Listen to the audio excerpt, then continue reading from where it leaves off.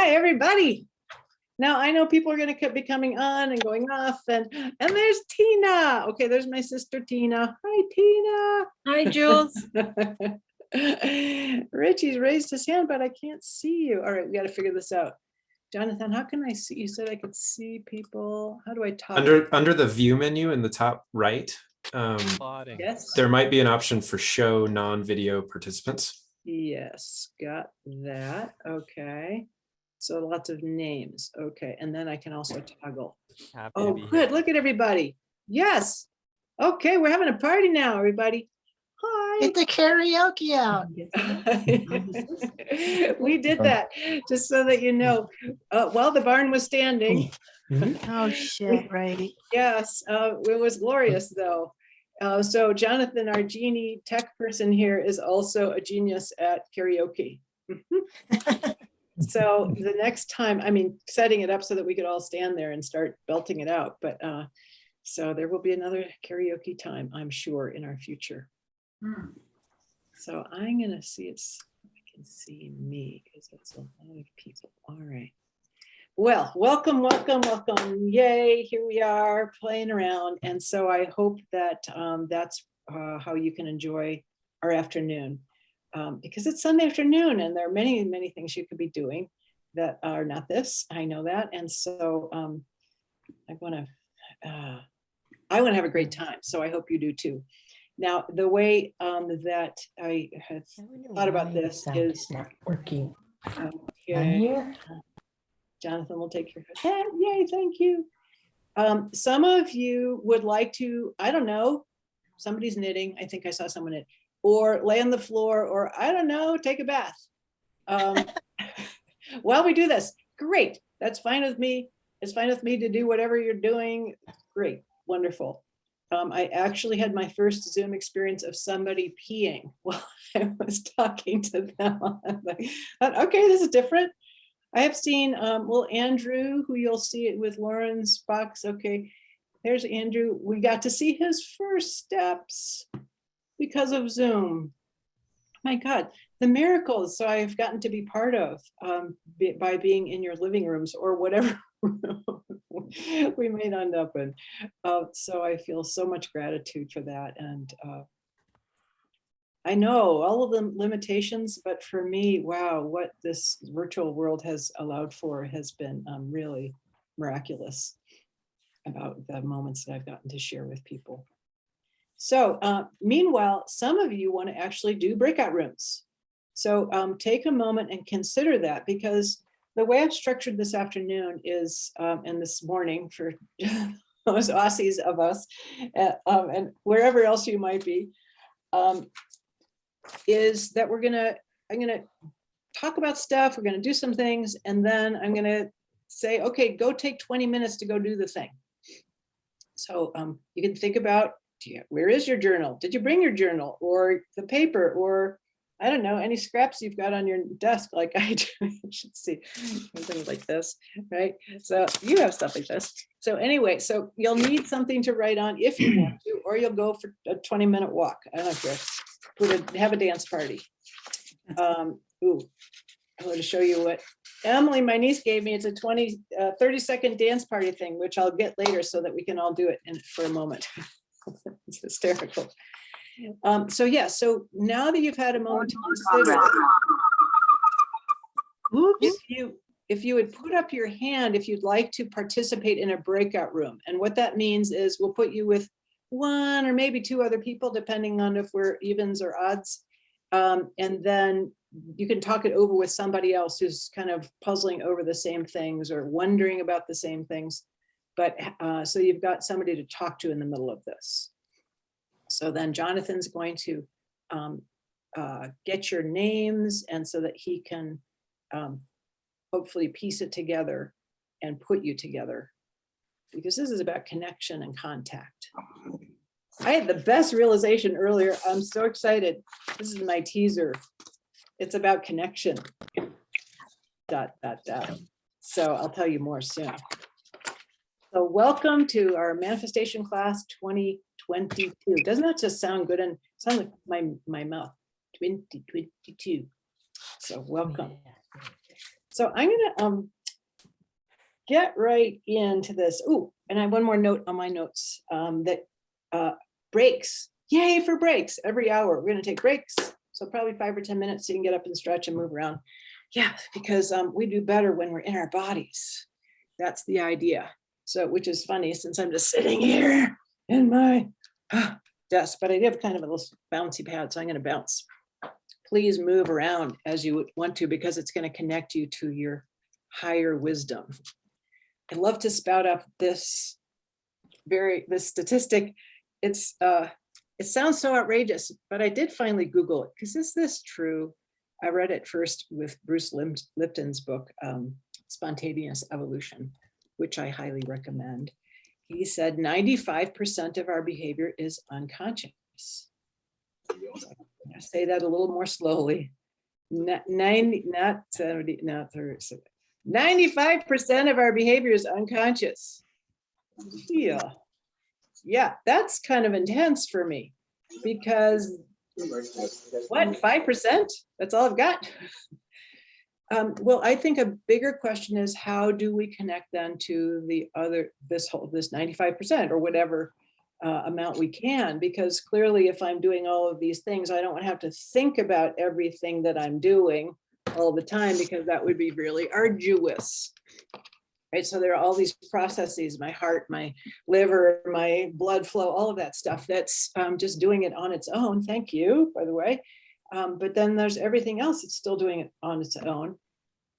But the question is, how can you actually create your life in a conscious way?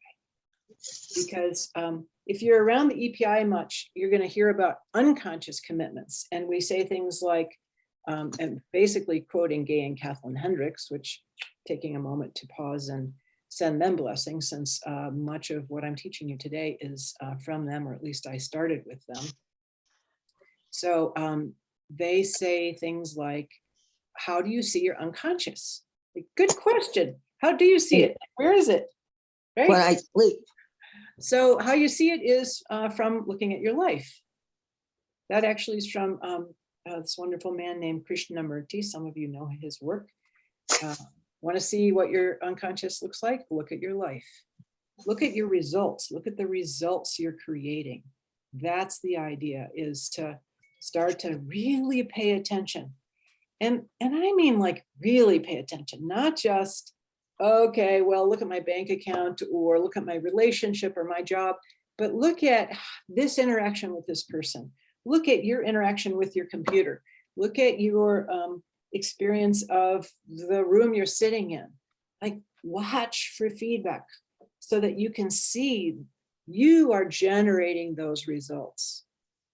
Now, that is, that's so great, because instead of this being kind of this wild ride of, you're not steering, you don't know who is, and you're just going to go off into whatever, because you don't know how to steer this thing, to start to see, oh, wait a second, you actually are steering, you are in charge, you are the one that's setting your intentions, setting the energy, setting you out into the world and getting the results you're creating.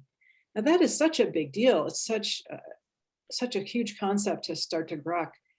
We talk about 100% responsibility. Again, thank you, Gay and Katie, taking 100%. And over the years, I've wondered, 100, really? Oh, come on, how about 50? On a bad day, it's like, how about 35, right? Okay, I could maybe get up to 70, right? But what about that other bunch? Now, what do I really mean by 100% responsibility? Does that mean I mean blame? By the way, no. Does that mean with the fires here that I think people intended for that to happen? Frankly, I have no idea how to figure that one out. But what I mean by responsibility is my ability to respond. My ability to respond, to interface, to not react, to not have life coming at me, but to be in relationship with what's going on, so that I can set a whole experience. I can set my intentions of how I want to relate to the experience of life. So that's really what we're trying to get at here, is that if I am responsible, I'm able to respond to what is, I have choice right there because I can decide right now, okay, here is this feedback coming in.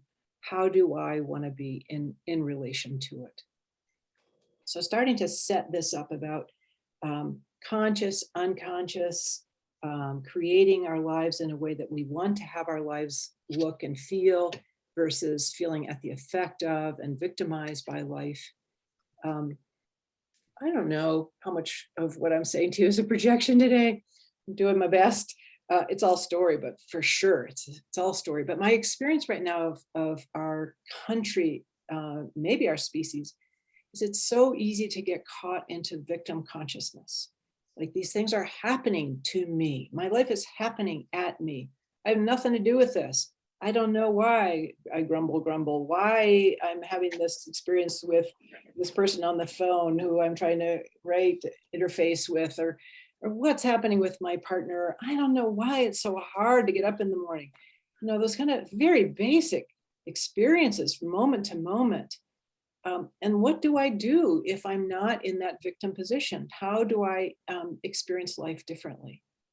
So that's like kicking off 2022. That's going to be my big invitation to you to say this is how you want your life to be, because you've got so much to do with how it looks. So much to do, 100% maybe, of how it looks. So conscious and unconscious creating. Stepping back for a moment to just really presence, Boulder, Colorado. Whew.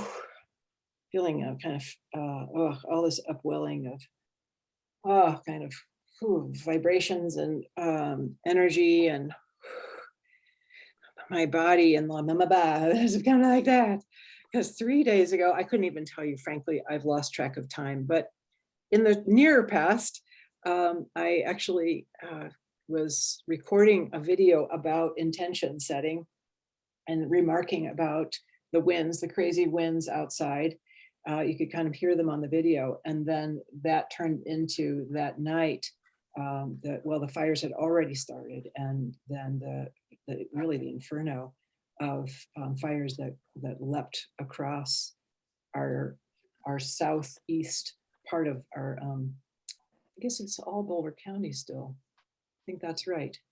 So it's still lingering, right? I mean, of course, in my consciousness, I'm north, so it's not, I can drive around, but people who are south still don't have gas. They, of course, and so what are we up to? We don't know. It's somewhere between 600 and 1,000 homes that were burned to the ground, like in the conflagration that you may have seen. So very intense between the huge winds blowing, and then the fires coming through, and then ultimately the cold and the snow. So, whoa, nature, the force of nature. And to be in the middle of that maelstrom, like, whoa, very intense. To me, like, what's the story that we tell about this? And of course, I'm telling you a story. I'm making a description right now. And you've read many stories, I'm sure. Maybe you haven't, right? Maybe that wasn't on your consciousness, your radar. If you haven't, you might want to. They're pretty, dramatic, intense, big. This is a big time. And then to also presence our friend Aaron, who's part of our community. I don't know if he's on our call right now or not. I haven't taken time to say hello. But Aaron, whose place was burned down to the ground, and the barn that we were using, he was graciously allowing us to meet there. He and I got to go over there with him and his son yesterday to see that there's nothing left. Well, there is something left. I said, can you show me my lawn chair? Because I was taking, or these days you take your chair with you, right? So there's my lawn chair, kind of this twisted up bit of metal at the bottom of some pile of it wasn't smoldering anymore, of ash. So Right, it's this very dramatic experience in a lifetime. Now, at some point, I hope that you hear Aaron's story and his description of how he's navigating this. But it's everything. It's everything. How do you navigate an experience like this? My sense of him yesterday at breakfast, and then we were walking around in the freezing cold weather, and he didn't even have, he had one pair of pants because he had gone away and figured he was going to stop at REI to use the end of the year, dividend that he had stored up to buy more pants. And so he had this one pair of pants that he was wearing after several days, and he had shoes, and he had no gloves, and he's, it's like 7 degrees Fahrenheit, and the sun was little gym shoes and no socks. Got all my stuff on. But anyway, we're walking around, and he's kind of kicking things, and not kicking like he's mad, but just like, whoa, here's the truck whose bulb, the headlight was so hot that it was bulged out like an eyeball, and that the radiator had been so heated of the truck that it had caved back into the whole engine.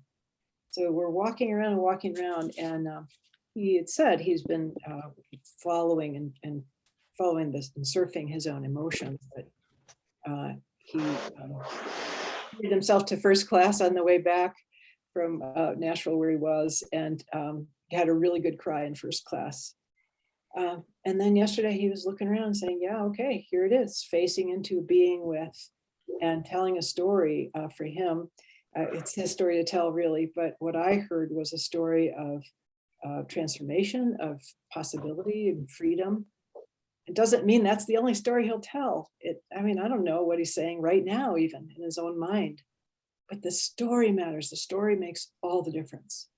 And that's what we're going to be playing with today, is for you to really understand the power of your thoughts, the power of, I just had to stop myself. Like, is this a power of your thoughts thing? Well, kind of, I don't know, but and more, and so much more. But really, what you're saying, what you're thinking, what you're believing matters so much. And so I'm going to tell you and show you the innards of why that is first. And that's how we're going to get started. So just pause and give myself a moment to breathe. So we keep sending you handouts. It's because I thought, how do I get everybody handouts? And now Jonathan's put handouts in the chat. And so you probably have many sources of handouts.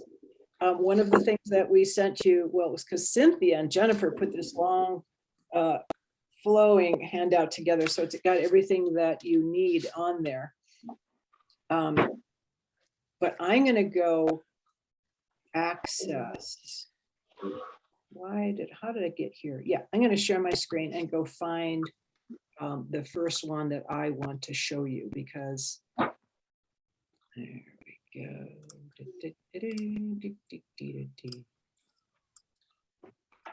Because the inner map is how I navigate my life.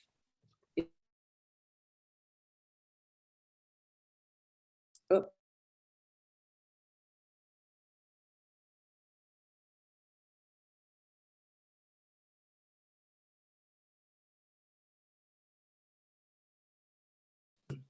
Can you hear me? Yes, we can, Julie. Sorry, that was me. I accidentally muted you. Sorry, everyone. Thanks a lot, Jonathan. Okay. So this is how I navigate my life. Now, some of you have used this and teach this, so bear with me while I teach it, because some of you have never seen it before, and I'm hoping that it's something that can help you as much as it's helped me. This is based on David Hawkins, the man's map of consciousness. He wrote this wonderful book called Power versus Force. I highly recommend it. That's the source material for this inner map. I just wanted to simplify it, and I wanted to add some of what I was learning along the way. So I want to start here with showing you this. And I'm going to tell you the moral of the story, and then I'll I'll fill it in. Here's where you want to manifest from.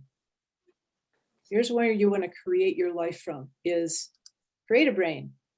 Yay, Creative Brain. I'm going to make it even bigger. Yay. Now, this is what I was teasing you about, giving you a teaser for. Maybe I was teasing you. It's kind of fun.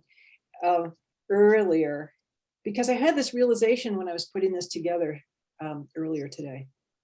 I thought, well, why? I mean, really, why do we want to manifest from Creative Brain? Because there's Reactive Brain, and I'll show you this to you in detail in a minute.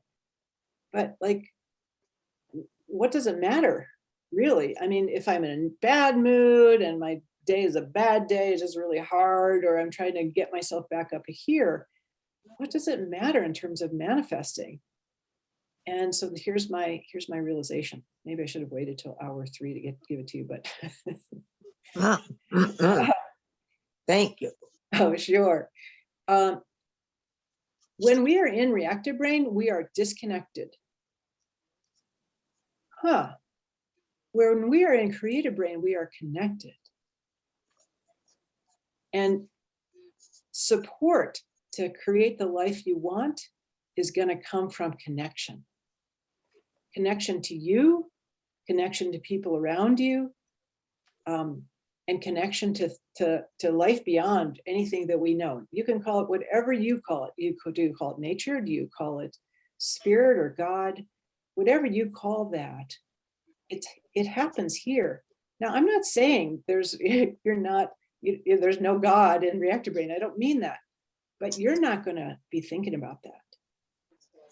That's what's different. Your attention is going to be to what is threatening and dangerous, which reactive brain has a very important survival function. In other words, we wouldn't be here without it. Literally, in a day, we need reactive brain. But it's not going to allow you to connect to things that are beyond you or even you. Because as soon as you are in these states of threat, these are all threat states, you are trying to figure out what the heck is going on. Where is the threat coming from? Where is it? What to do with it? Maybe it's inside of you, maybe it's outside of you, but that's where your attention is. But come back here, like you get through that. Oh, okay, I feel better now. Oh yeah, it's a pretty day out. Oh, I hear the birds. Beautiful bird. That's when all of this, the real magic can happen, because you can hear things that you wouldn't hear and see things that you couldn't see. Those everyday miracles that are there just waiting for your attention. That's where you can find it, is when you are above the line. So now I'm going to do some filling in of detail, just so that, again, if you've never seen this before. Now, even if you've seen this like many, many times, watch one, do one, see. No, let's see, how does it go? Medical school. Learn it, do it, teach it. All right, y'all? And I'm holding you to it. Like, you don't have to go as deep as I'm going in order to teach this to somebody else. You can say, well, there's this and there's that, and they will already start to know. So as I'm teaching it to you, you can either hear it just as the first time, or you can hear it through your own ability to teach this to somebody else, because it matters. When I show this to folks, the most common thing I hear is, oh my God, I'm in reactive brain all the time. Now, that's not probably true, because they sleep and they get up and they feel better, right? But in terms of their ongoing experience of life, that might actually be fairly a good measure of what's accurate for them. So that's why I want you to be able to see this, because if you can see where you are, you can choose where you want to be. If you see where you are at any given moment, let's see, where am I right now? I keep leaning forward and kind of, I think I've got some frozen fear, a little agitated fear going on, but also appreciation and love now that I'm thinking about it. If I'm seeing where I am, I can choose where I want to be. And that's pretty much what we do at EPI, okay? Over and over and over. I see where I am and I choose where I want to be. And sometimes I'm in appreciation and I choose joy. Or on a boring day, maybe I'm in neutrality and I start reading Huffington Post and I'm choosing frozen fear, right? I mean, it's just choosing, being aware, because then I'm not reacting, I'm responding. So if you're going to manifest a life that you really want, it's about responding and understanding what's behind sort of these basic ways of being and basic laws. Oh, that's what I was going to say earlier about the scroll. So I'm going to just show you this cool scroll. Okay, hang on, everybody. Put on your seatbelts. Whoa! Can you see that? Okay. I just want to see this because I said in the ads, the promo that we were doing, I said, well, I'm going to go over Gay Hendricks' laws of manifestation. And then I started looking at this and thinking about how I've taught this before. And I thought, Julie, that was boring. So please don't do it that way again, I said to myself. And so I'm offering those right off the top so that you can see them. Thank you, Gay Hendricks. He's done incredible. He's got an incredible CD set. I don't know where you can find it now. I didn't look it up. These are great. Everything I'm saying has incorporated most of these laws. I think that's true. Yeah, one way or another. Now I added a few of my own. Okay, so you can go find that and read through that. And what I'm saying to you will actually, you'll be able to kind of go back and study some of this and it will make more sense. So, but meanwhile, just want to show you that. I want to start here again. So, all right, a little more detail. What do I really want to say? You're in one or the other. There's not a both and, although we can appreciate sadness, right? Julie, I'm right away correcting myself for wondering about this. I can love my anger. So I can go, but that's all conscious, okay? But unconsciously, if I perceive there to be a threat, which by the way, that is part of our survival brain, is to have our radar out all the time, wondering if there's a threat. You've got it out right now. If you heard an explosion somewhere, if you dropped your drink, you go into threat brain. You just would. Well, maybe somebody was like, there goes my drink. I didn't like it anyway. I suppose you could stay there. I love watching my drink fall. Okay, that's possible. But in general, right, this is one of those things where this is automatic, immediate, and it has its own properties. Good, yay. You don't have to be in charge of deciding to jump out of the way of the bus. You don't have to be in charge of deciding to pull your hand off the stove, because you'd be way behind how fast your reactive brain can do that. So yay for reactive brain that it right away can detect threat. Now, something else I want to show you from reactive brain is this little dotted line here. Ooh, I kind of skipped over an important point, so I'm going to go back to it, all right? And I'll come back to the dotted line. What Hawkins did that I just think is completely amazingly genius is he figured out how to line these states up. And the way he figured this out is shame is the most contracted state, and everything that is above shame on up is more expanded. There's more energy. It's the only difference. It's not better. It's not better to be in acceptance than in despair. No way am I going to make any kind of case for that. I don't believe it to be true. It's not like that's a better thing. I think despair has its own function. I think every state on this map has its own adaptive function for us as mammals. So it's not about deciding this is good, this is bad. I know it's lined up this way. It's easy to teach it this way. It kind of sends you off in the wrong direction, except that you can start to see these are sequential in terms of guilt has more energy than shame. Start to cry, you know that's better than just feeling in despair and just totally giving up. Right? There's just more energy. But again, every one of these states is quite adaptive. including every state in creative brain.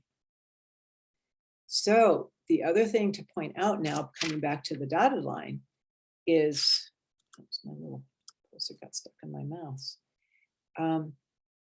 We've got the mobilized states and the immobilized states. Some of you tend more to immobilization and some of you tend more to mobilization. I don't know really how that happens. I wonder myself if I am more reactive than the average bear. That's why I'm so fascinated by reactive brain. I don't know. I suspect that I'm more prone to immobilize in the face of threat than I am to mobilize, just judging from my own results. I have stories about that. For example, that I, just saying hi to my older sister here, that as the fourth of 4 kids, I think I understand hierarchy from the fourth in the pecking order instead of the first. And I don't know if Tina would say she gets more mobilized. You can chat her and ask her in the chat if she gets more mobilized first, then more immobilized. It doesn't really matter. They're all just threat responses. It's not like one is better than another. We need them all. And I would argue that for social order, we really need this. We need some people to mobilize and then tell the rest of us what to do. Now, just knowing right now, I'm the one mobilized, right? So I'm telling you, because you are so immobilized, I can't even hear you. Sorry about that. We'll change that at some point soon. But what I think is so fascinating about this is that when people get mobilized and say, they say, go this way. And then some of us say, okay, we're following. We have to immobilize our bodies. I mean, we have to follow, right? We have to go, but we don't stand there and argue. We don't say, well, okay, I know some of you do. I don't like going that way, right? You might be also mobilized. And then you've got sort of alpha to alpha, the chest bumping. Or there might be, 2 immobilized folks who just both had a horrible day and who's going to make dinner, right? Mobilize, immobilize, immobilize. So you can start to match these up. So to understand that's what that's about. If you want to read more about this, my book, The Inner Map, will tell you more than you might even thought you might know about it. But I find it quite fascinating because you can find yourself on the map and then also understand, for example, if I'm in despair, oh, I've immobilized my sadness. That means if I start to cry, then I actually can move up the line. I can mobilize my sadness. If I'm in shame, it's a good one, y'all. If you're in shame, some of you might be right now.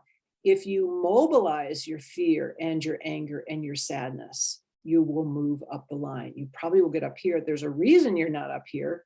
It has to do with what you learned and who's around you and if they're bigger, stronger, meaner. But to understand there's a way to use this map to move from where you are potentially to where you want to be. So we're going to play with this in the second hour some more, and I'm going to show you a really great tool that I love, love, love. But right now, I'm going to just pause and see if you have any comments or questions, because what I'm going to do in a moment is ask you to go off into a breakout room or by yourselves. I'm going to give you more instructions, so don't worry yet. But I want to just pause and see if you have any particular questions about the map specifically. So I'm going to stop the share and see what's going on. Jonathan, can you help me tell if anybody has, okay, I can see, okay, I got it. I can see everybody. So does anybody have any questions or comments they want to make right now? I'm looking at your little hands coming up and I don't see any. Oh, there's Susanna, you've got a question. Hey. Oh, does Julia. Great. Hi there. So this doesn't need to be answered right away, but at some point I would love to hear strategies on what to do when there's some chaos happening and both people are mobilized or both people are immobilized, and what to do then. All roads lead to a creative brain. So for example, my partner and I have, okay, I just want to say, because Kath might be on the call, I would say it anyway. I really just can't call her my wife, but we are married. I've just never gotten used to that word. So, hi, Kath. So we have an agreement that, and a commitment. It's actually a separate commitment for each of us to live above the line. That really helps me because I know, like, I hope that she knows this, but I know this, that when I'm below the line, I am committed to getting back above the line.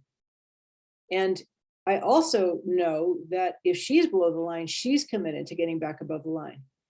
Right there, that is so great because it's not as though I have to get into her business like, okay, I don't think are you in a reactive brain? Like I used to, the saying. But instead, just kind of step back and say, all right, I know where I need to go. I know what I need to do shift moves, breathing and moving and laughing and playing and stop talking and dancing, anything to shift my physiology, because all roads lead to a creative brain. That's where I want to live from. It doesn't mean I'm always in creative brain, but it means that if I'm not, that is where my energy and attention is going, is to get to creative brain. Stop talking is like the best advice I can give you, because everything that comes out of your minds and your mouths at that point from reactive brain is going to be stuff that you'll regret. I say to myself over and over. That's when I'm in reactive brain. I don't believe it. I believe it's urgent and important, and I better say it right now, because if I don't, bad things will happen. Yeah, but that's the best advice. So close my mouth and do something to shift my physiology, and believe that my person is trying to do the same thing. Yes, and Julia, I think you had your hand up too. I did, but I'm so stunned by what you just said. I'm having trouble remembering what I wanted to ask. You're stunned. That was a stunner, huh? It was good. It was more of a comment because I've studied this stuff for years now, and Thank you. And love it. And no matter how many times I hear it, I have trouble getting beyond the good bad split. Yeah. And can you say more about what helped you eliminate that? Yes, I will. And I'm going to go get my sphere.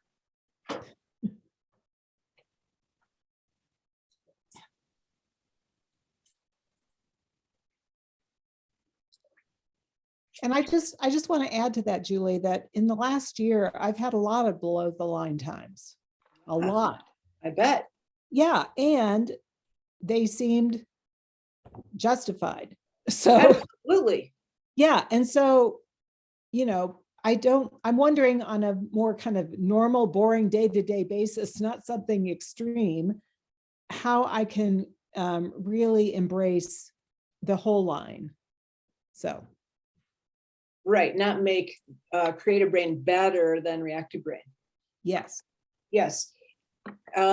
So a couple comments. One is, okay, so first to show you the Hoberman sphere. Yay. Okay. So now this is the Gigundo one, clearly. Like, whoa. Isn't that great? Yay, Hoberman. So, but this is much more how I would think about this.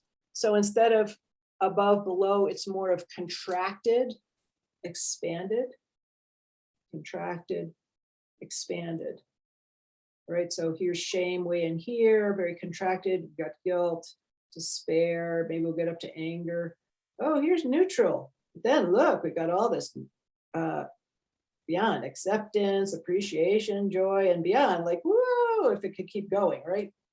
So to start to see it that way, because every place in this, if we could somehow put do a data analysis, and all of these points, all these points in here, they all have a function. So I don't know, Julia, if you were in despair at all, or frozen fear or anger along the way. I don't know which points you would have said you've been inhabiting, but I would say, yes, despair has a very important function, which is to support us when we feel cut off from anything that we think is going to be support our connection, or like we're pulling in. We're saying, like an animal. We're mammals, so we're pulling in order to protect ourselves in the deepest way. Same thing, frozen fear. Like, whew, little bunnies. We still have lots of bunnies outside of our house here. Like, that is a good idea. They free the little frozen bunnies, especially when our dogs are coming out. Good idea, right? So every one of these is adaptive. However, the part that I started with about it disconnects us, I don't want to like underemphasize that, because as long as I'm in reactive brain, I'm not connecting in a way that's going to support my health. Creative brain is where the health rebuild response happens. Reactive brain is all stress chemicals. Yeah. So it's I not think worse. what I'm just on the cusp of learning is that it's about accepting all of it. Accepting all of it. Yeah, because yesterday I had a really shitty day I created, and I was really in turmoil internally and probably feeling a lot of those things below the line. But Yes. what I didn't realize till last night, after going through this for hours, was that I was more invested yesterday in being spiritual than I was in being whole. Had to work. Right? Spiritual is just staying above it, I think. Is that what you Yeah. mean? But Yeah. whole is all of it. Whole is all of it. And so once I got clear on what was happening and how I was really internally being mean to myself and had a big yelling session, fuck you, I felt so much better. Right? Because we have And then bodies. I organically moved. Right. Right. So this is not about spiritual bypassing. Like, no, I'm above it all. I'm just above the line. It's not Yeah. about that, because we've got these bodies. These bodies are interacting with this material world. So they're telling us threat, threat, threat, because that thing could fall on my head. So, so this is not about trying to brush that away or make it wrong. It's about understanding that kind of the function of reactive brain versus what the possibility of creative brain. Yeah. And again, for conscious manifesting, creative brain is where it's at. I agree. Great. Thank you. Yeah. I'm just seeing this light streaming in. I could close that, but isn't it beautiful? I can leave it open. So I want to give you all a task. So now that you've seen the, hi Cody, now that you've seen the inner map and that you have it, here's your task. I would like you to consider, what are some basic stories that you are running in the background of your life from below the line? Okay, so I'll say more. So for example, I'm deciding whether to bring the inner map back. I think I am going to do that. We watched Don't Look Up last night. I don't know if anybody has seen that yet. That was very, whoa, good, what a good story. Anyway, that was my experience of it. So, but climate change. So around here, right? So that drought, severe drought. Oh my God. So there's this story that I can run in the background of my life. Like, oh my God, we're all gonna die. Oh my God, that kind of story, right? I see a headline, oh my God. And it gets activated in my consciousness, in my body. Actually, it often is just in my unconscious. So that story is back in there. And I think of these stories as operating systems. Say more about that later, but what operating systems are running in the background? Like some of us have the operating system back in shame that says, there's basically something wrong with me. I actually think that might be an operating system for many of us that were raised in the Judeo-Christian tradition. I don't know if anybody who is Christian kind of escaped that. I don't know, that whole original sin thing. My family wasn't that religious, and I still have that right in my belief system, kind of still embedded. So looking for those stories that are running in the background that are especially the below the line stories. So that's the task that I'd like you to take on for the next 10 minutes. So now I think it looks like Jonathan's busily, I don't know, I'll check in with you in a moment, Jonathan. But so those of you that have asked to be in breakout rooms, we're going to put you in those rooms. And those that are just hanging out, you can do it with your person there or by yourselves to consider what are your stories and to come up with at least 2, I'm hoping, that you can think of that are running in the background. But something you can do is actually go from one to the next of these lower levels of consciousness, more contracted levels of consciousness, and pull out, what is my sadness story? What is my frozen fear story? Okay, so Jonathan, how's it look? I think pretty good. We've only got about 9 folks who raised their hands. Is there anyone who didn't raise their hand earlier who'd like to be in a breakout room? You can raise it physically or through the Zoom icon. Hi, this is Betty. I don't have any idea what a breakout room is and how you do it. Like, Just say, do you want to be in one? It means you're going to talk to somebody all by yourself on Zoom. do I have to do anything to my computer? Nope. Okay, You, then. you might have to click a button that says okay. Okay, I can do that. Okay. Great. Looks like Grant also would like to be in one. So I guess I could stop my share. That would be a good idea.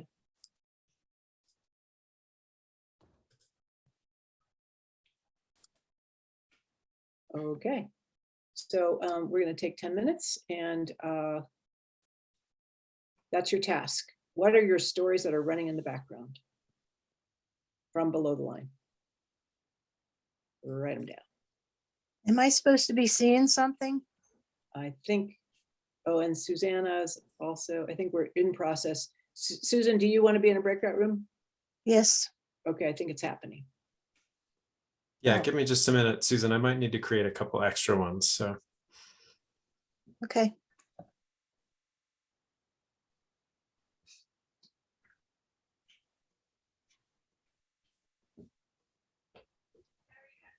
And meanwhile, I'm going to stop the recording and go off video myself just to give you kind of visual privacy. Welcome back, everybody. Whew. Well, so as you're thinking about that and writing those down, I thought, well, gee whiz, talk about an unconscious operating system, huh? I mean, I was thinking about my own, and I wonder if anybody has any comments, anything you want to bring in about that experience.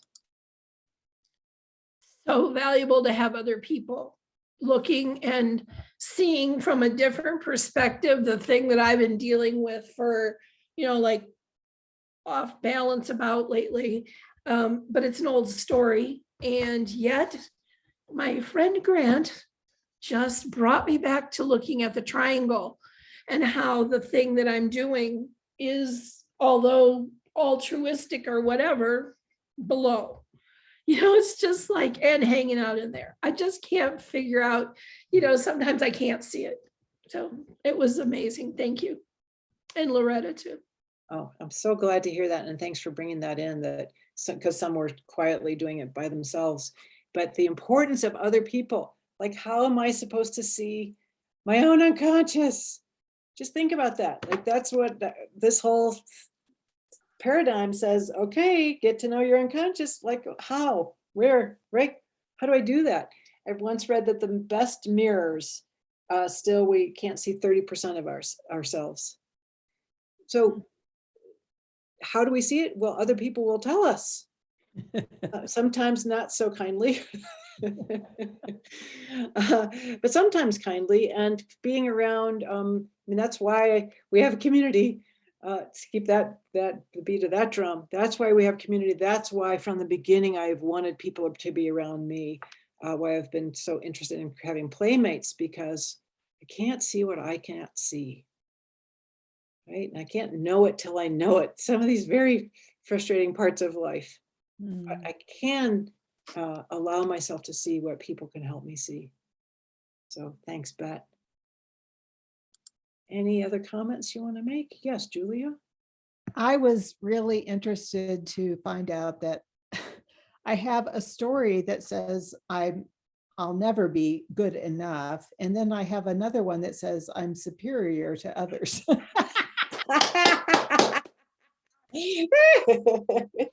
Aren't we just so funny?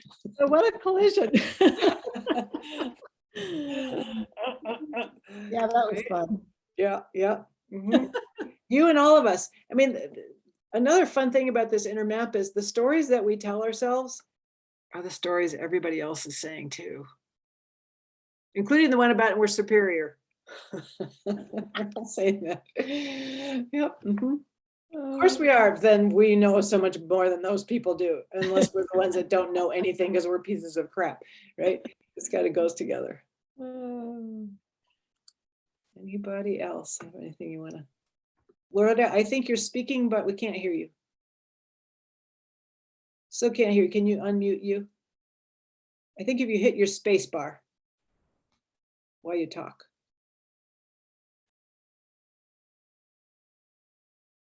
Unmute. There we Unmute. are. Yes, Yeah. great. Mhm. That is very confusing. It's a microphone. Okay. I know, yes. I already lost my thought. I'm sorry. Oh. Shoot. Darn it. I think it was something of what I was sharing with Grant also was to honor ourselves, which we don't do enough of. And if I think that I feel superior, it's only because maybe it's a talent that I have in something that someone else does not. And it's okay to feel that. I'd rather feel a good feeling than a bad feeling about something.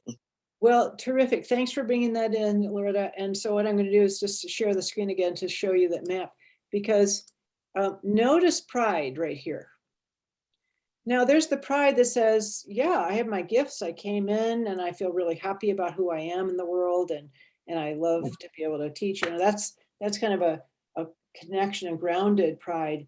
This particular pride though, right there. Yeah, that's not that.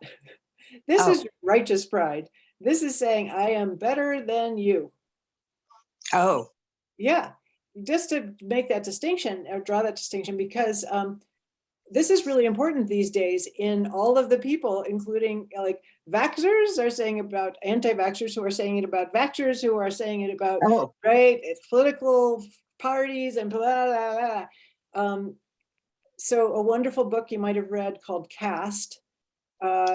Wilkerson says this at some point. She's talking about deaths of despair and how many people are killing themselves with drugs and suicide and opiates, alcohol. And she says, at this point, she doesn't say all of this, I'm adding, okay? I'm not paraphrasing either.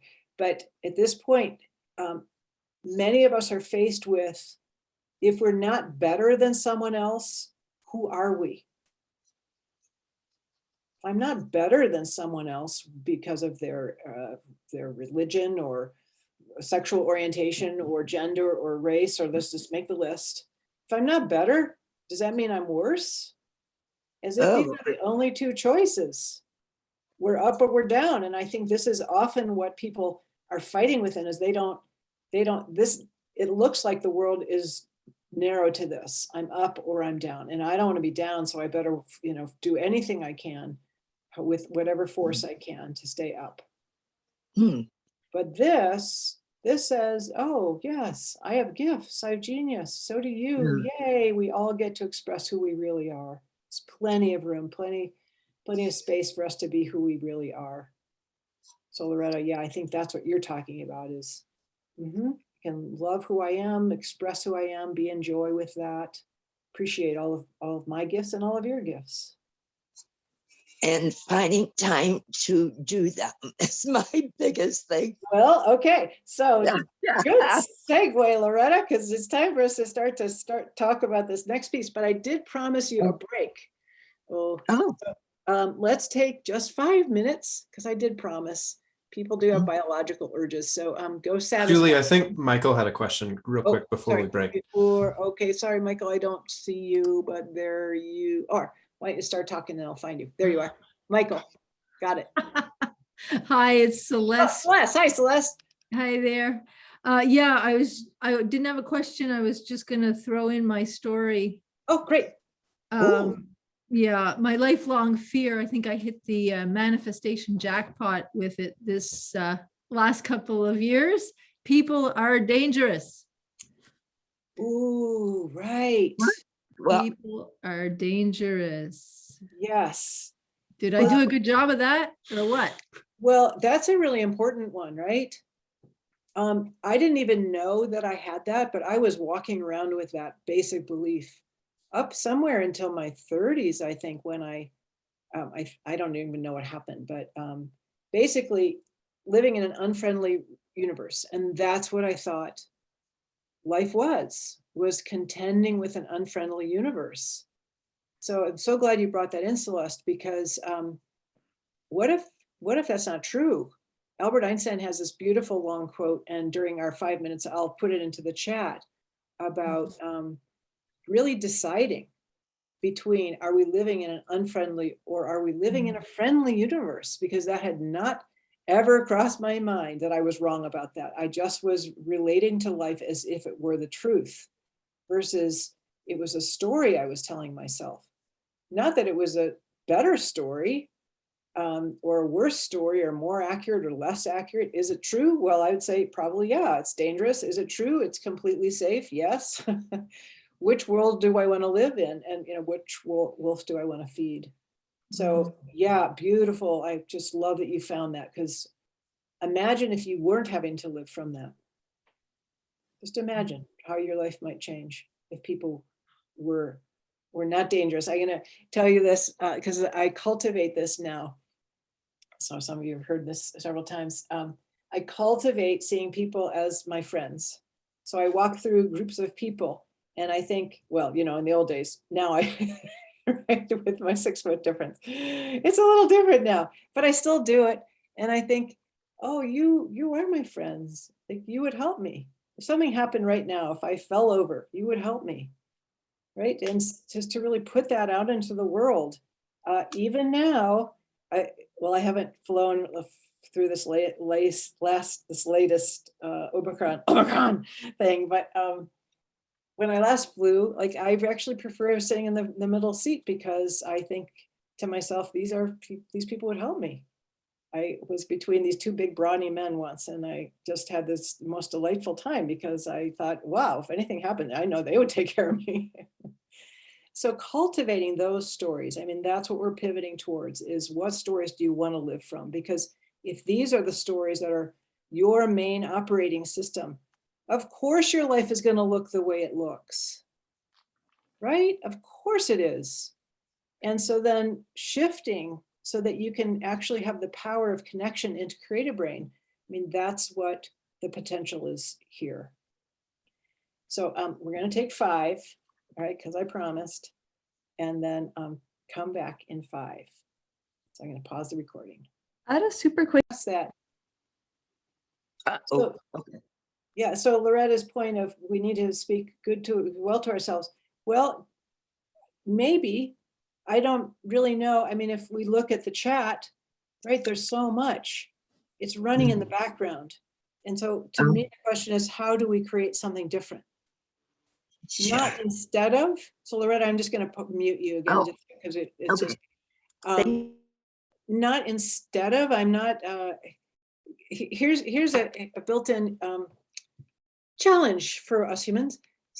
Okay, just be sure you don't think about a pink elephant right now. Right, so we can't do that. Like your mind hears the words and it does the thing. Even if you say, I don't want to ever again go through something like this, your mind basically hears this. So then what do you do instead? And that's really, as we kind of turn this, I want to address that. So, but there's so much more, Julie. Well, all right, I'm going to do this first, and then we're going to culminate in a brilliant burst of new stories. So first I want to show you something else that's in your stream of handouts. Except now I have to go find it. Excuse me, because I was doing other stuff, including putting up that cool blog post. So instead of quoting the whole Einstein quote, I just put a link in for you to find a blog where I do the same thing. You can tell it's been very interesting or important for me. All right, so I'm going to take you to this. So Maria Nemeth wrote this wonderful book. It's a tome, but if you're interested in money and doing something different, I would very much recommend it. But I love how she thinks about manifesting. So I want to take just a couple moments here for you to see this, and then for you to sort of get the landscape of this. So she says, okay, look, we've got all this undifferentiated energy, like it's just out there, like it's what's right here. Ayurveda calls this ethers. It's not nothing, like there's something here. Everything comes from this, right? The atoms of this space. If you look out into the night sky and you see the huge, all the billions of stars and planets, but there's so much more space. So to start to understand that's this energy, it doesn't have form yet. So how do you get from here to here? Like how do we get from, okay, I'll show you my dog. Oh, because my niece Jenny is on here too. Hi, Jenny. Jenny gave us these great mugs. Like this is our dog Belle, she passed. But somebody, Jenny, had a thought, hey, I want to give something with Belle on it. There was nothing, and then she had an idea. This makes my heart warm right now. And then from the idea came the intention to actually make this happen. So to start to imagine that, this metaphysical plane that's beyond the physical, right, where there's nothing, but then you have an idea, and now you have intentions. So intentions are one of those things that I love to play with and stress. Oh, I was doing it last night in my bed, so I can't show you my intention book. It's a book. I started in 2002, like 20 years later, yay. It's a book of intentions. I didn't do it every year, but so I've listed intentions, and Kath asked, well, how'd it go 20 years ago? It's pretty fun to look back and see all the intentions that have actually come into the physical plane. Now, I want to tell you that most of my stuff is very much like, well, I want to live from love and I want to have a life where I feel connected. Like it's not, I want a Lamborghini because, well, that just scares me. But maybe you want that intention. Although my experience is in this big field of love, in fact, I don't know if Lamborghinis are even possible from that or if they're necessary, but the cool, amazing things happen, the miracles happen in this vast field of intention. So I don't want to skip over that part because this is about manifesting today. I really am wanting to support you all to write down some intentions, because there's nothing. And then you have an idea and you said, but I want 2022 to be cool and amazing, or whatever you said to yourself, not the old beliefs. Now we'll get back to those, okay? So there's more to come, but I don't want to skip this part. So see, I'm setting an intention. Actually, it's my intention that is even more powerful. So it's my intention that you write down as many as you want, but at least 3 intentions you have, that you have an idea. How do I want my life to be? And then you write an intention. An intention sounds like this. It's my intention that I live in a world of abundance. Okay, so notice how I did that. I'm listing it in the present, I live, and in the positive, abundance. It's my intention that I'm not poor anymore. Or someday my prince will come. I will not sing that song. We think, I hope. And so setting an intention says writing it down, because it's now what you're doing is there was nothing, you've got an idea, and you're actually bringing it onto the physical plane by writing it down. Got words now. It's my intention that my life feel flowing and harmonious with Kath. We were talking about that last night. It's actually happening. It's so lovely. I just adore that woman. And so start to really give yourself the time and the space. Another thing I said last night to her after we watched Don't Look Up was, I don't think I've set an intention about supporting balance in nature, like not ending climate change. Like, oh, so it's my intention that I can support nature in balance and coming back to balance. I can do that. Little old me and the huge nature. Well, that's kind of funny, but right, I can set that intention. Didn't even occur to me before that.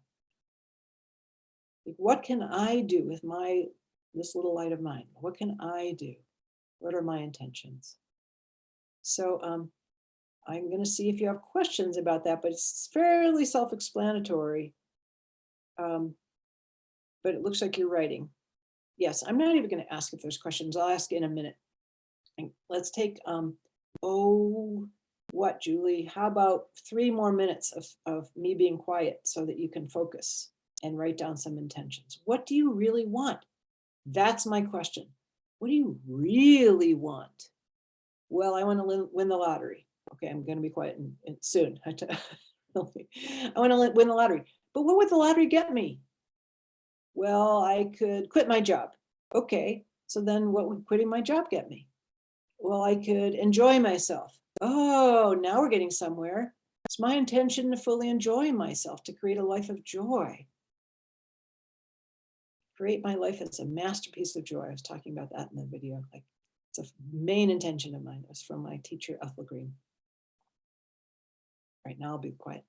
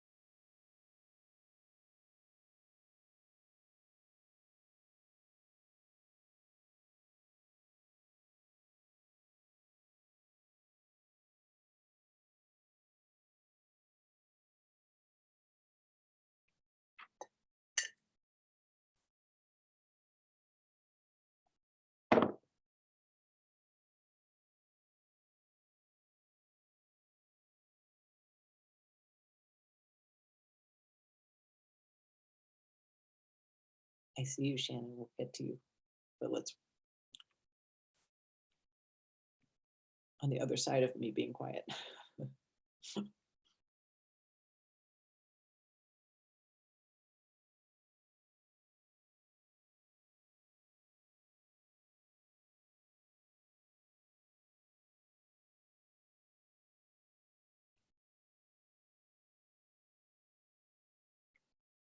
Take another minute.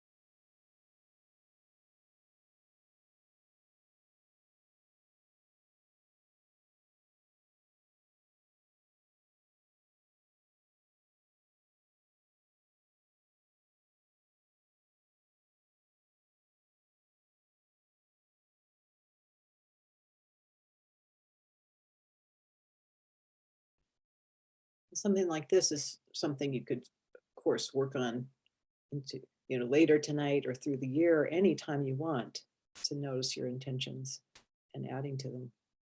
And Shannon, you had a question?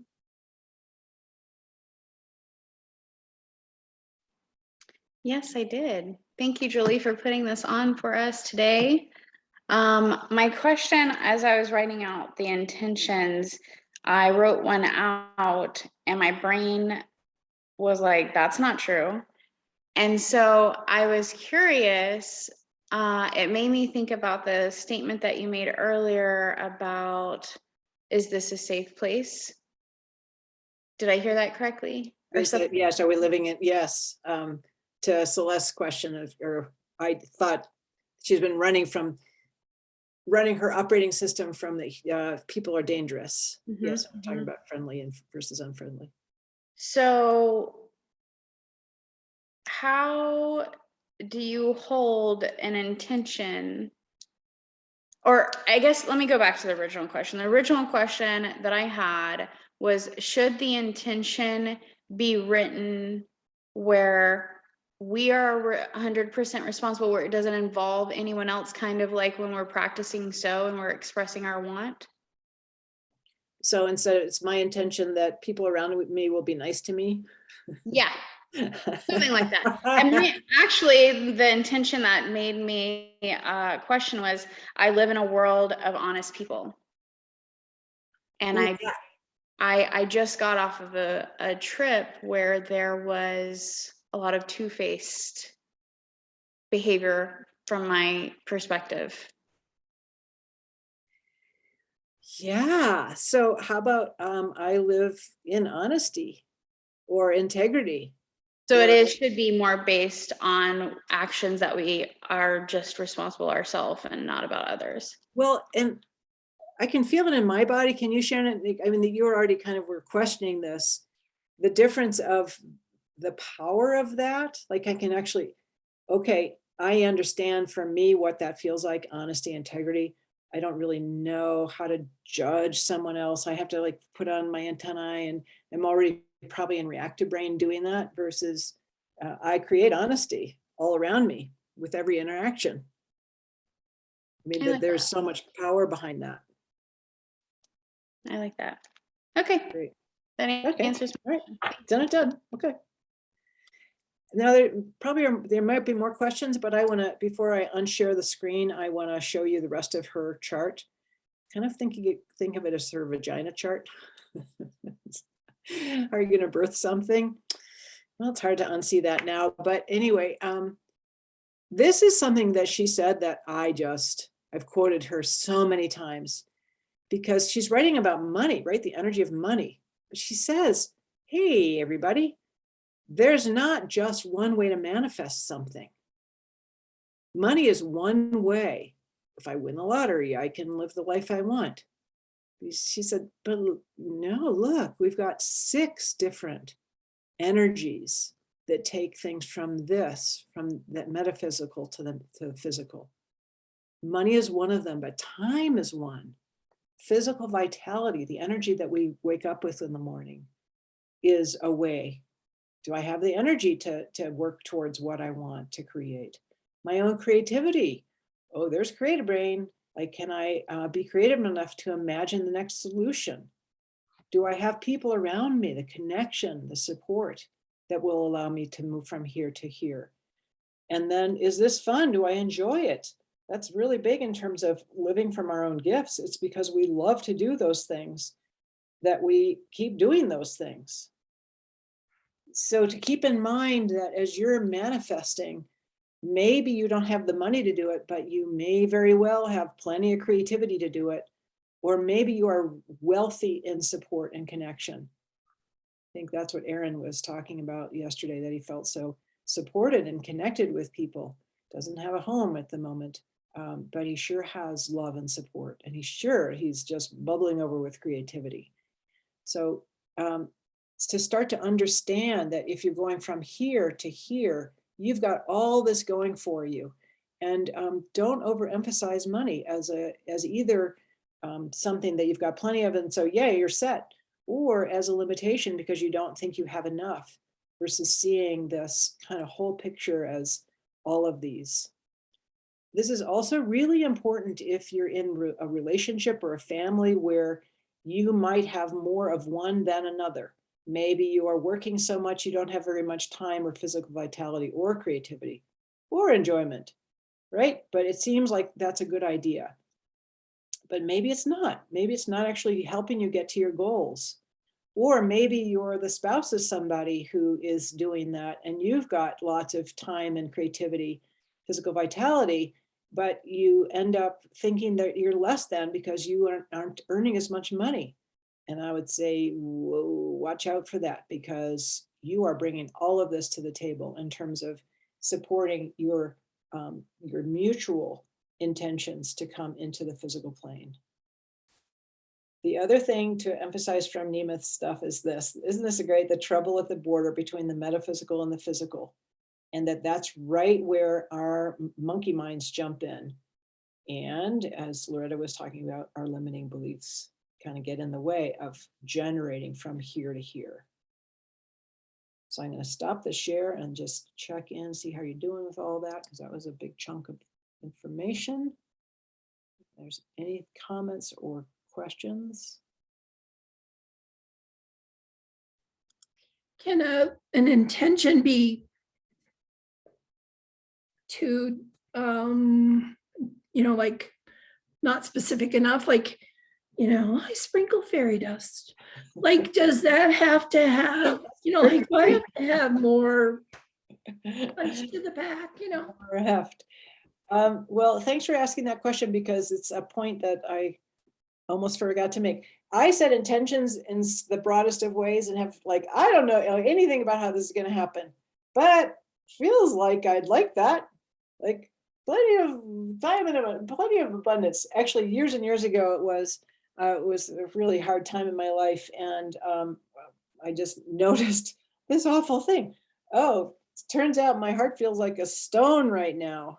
So I thought, well, I have an intention that my heart is open. Let's see, I live, love, and serve with an open heart. That was my intention. I feel kind of teary when I think about that. But at the time, I had no idea how that was going to happen. So, I mean, I just didn't have a clue. I knew what this felt like. I didn't know how that was going to feel or how to do that. And I do think there's this process that we can go through from the intention. I don't know how to do this. I don't know, I sprinkle fairy dust everywhere. But then you might then come into a commitment, which is, for me, a more bringing together of my energies. Again, Katie would say it's how I organize my energies. I'm committing. I don't know how to do this. Okay, it's my intention, but now at some point I committed to living, loving, and serving with an open heart, because I had more of a sense of what that felt like and how to do it. So then I could really step forward into it. So I don't know if you'll commit to living with fairy dust everywhere, but maybe you will. Because that is definitely my experience. If you're around that, this is like the head fairy right here. So it might be just exactly enough. That's, yeah, right? Any other comments, questions right now? Julie? Yes, Matthew. Is there any correlation between the way you're presenting this and the inner map? Ooh, say more. Well, I look at the border and the limiting beliefs to me seem like they would fall below the line. And then I'm wondering, it's a little bit of a more tangential thing, but if I'm operating out of monkey mind or limiting beliefs, 9 times out of 10, I'm below the line. And if I'm trying to move more towards that middle, then that would be more of moving towards being above the line. I would say if we could see this dimensionally, it might stick out like this, coming out as a branch. But I would say for her, this just stops things from moving from this to this. Like it's basically birth and labor, like getting something from here out to here is really what she's talking about. And one of the ways that we can keep that from happening is through our monkey minds. and our limiting beliefs. So, Matthew, I was thinking about that same thing, and to me, where the line is it's this way. You know, it's like tilting the inner map up, and trouble and border and monkey minds are definitely all the things we were just talking about, all the stories and all that stuff. But in order to be above the line, which is the funnel that she's got going on with all the energy, you know, we want to anchor above it. But I just flipped it on its side to make more sense of the line running here. And you can do that in physical or metaphysical. This is fun to watch people's brains, and it's certainly watching you think dimensionally, multi-dimensionally. So yes, so create those models in space for me so I can see them. Julie, I had a question. Yes, Julia. This relates to, I can't remember who was saying this about other people, but if you have a partnership, and so like Peter and I have a partnership, my daughter and I have a partnership, and we want something to happen, we want to manifest. Yes. Recommend that we create the intention together. Mm-hmm. Okay. Yep. Great. We were doing that last night too. Okay. Yep, I do, because it's fun, if nothing else. But yeah, and then you can come back and see how it was, and it's co-creating. Yeah. Okay, great. Because So fun. Hannah and I were talking this morning, and we've both said more than once, we really want to enjoy our business flourishing. And so I don't know that we've gotten clear about what exactly is our intention around it, but I can loop back to her and do that with her. Absolutely. Okay, Yep. great. Yeah, and Julia, I would kind of prod you a little bit on your language instead of we want to, because then could end up wanting more.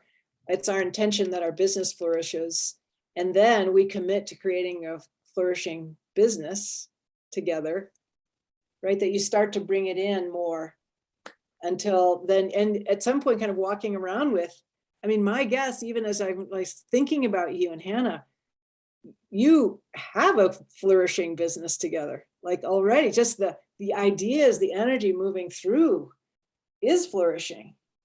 Yeah, and so to now like take it to the next level, you're saying it requires, or it would be a good idea to make a commitment? Yeah. Okay. Yes. Well, even as you say that, Julia, it just feels more anchored to me as you're describing that. Is that to you? I agree, as opposed to, that would be nice. Yeah. Someday we'll have this nice flourishing thing out there somewhere. Yes, The okay. commitment do you have an action step? I mean, it feels like, it's sort of like bringing it down to the thing you're going to do. Right? Which, yes, yes. Create action steps out of that. Yeah. And my dear friend Gail Coleman, Chris Lucerne created this whole manifestation kit.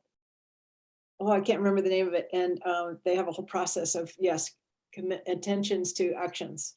So exactly. I mean, it's the same thing people do in businesses of goals to, right? I know people have their processes, but it's, yes, bringing it into form. So people are doing from ideas to form to a cup. How do we get there? How do we get there? And to understand that's the playing. Oh, and here's another good paraphrase. No, I think this might be a direct quote. Humans supply the intentions, nature supplies the raw materials. Humans supply the intentions, nature supplies the raw materials. So a woman named Michelle Smallwright, who does this amazing thing called Paralandra. Like, how do you co-create with nature? To me, that's what we're up to now with climate change. I was fairly first horrified and then eventually delighted at the idea that humans can't solve climate change anymore. Because to me, it's like, well, thank God we know that, because we got to step out of the way and let nature do what it does to co-create. Co-create with nature, use our intentionality, use what we've got. Mhm. We'll allow nature to do what she does best. So, okay, how are we doing on time? All right, well, so. Okay, anybody, let's see, should we take 5 minutes? Because then we're gonna bring it on home. Let's take 5. And yeah, then we've got a good chunk of time to do a really important piece of all of this. So I'm gonna stop the recording and be back in 5.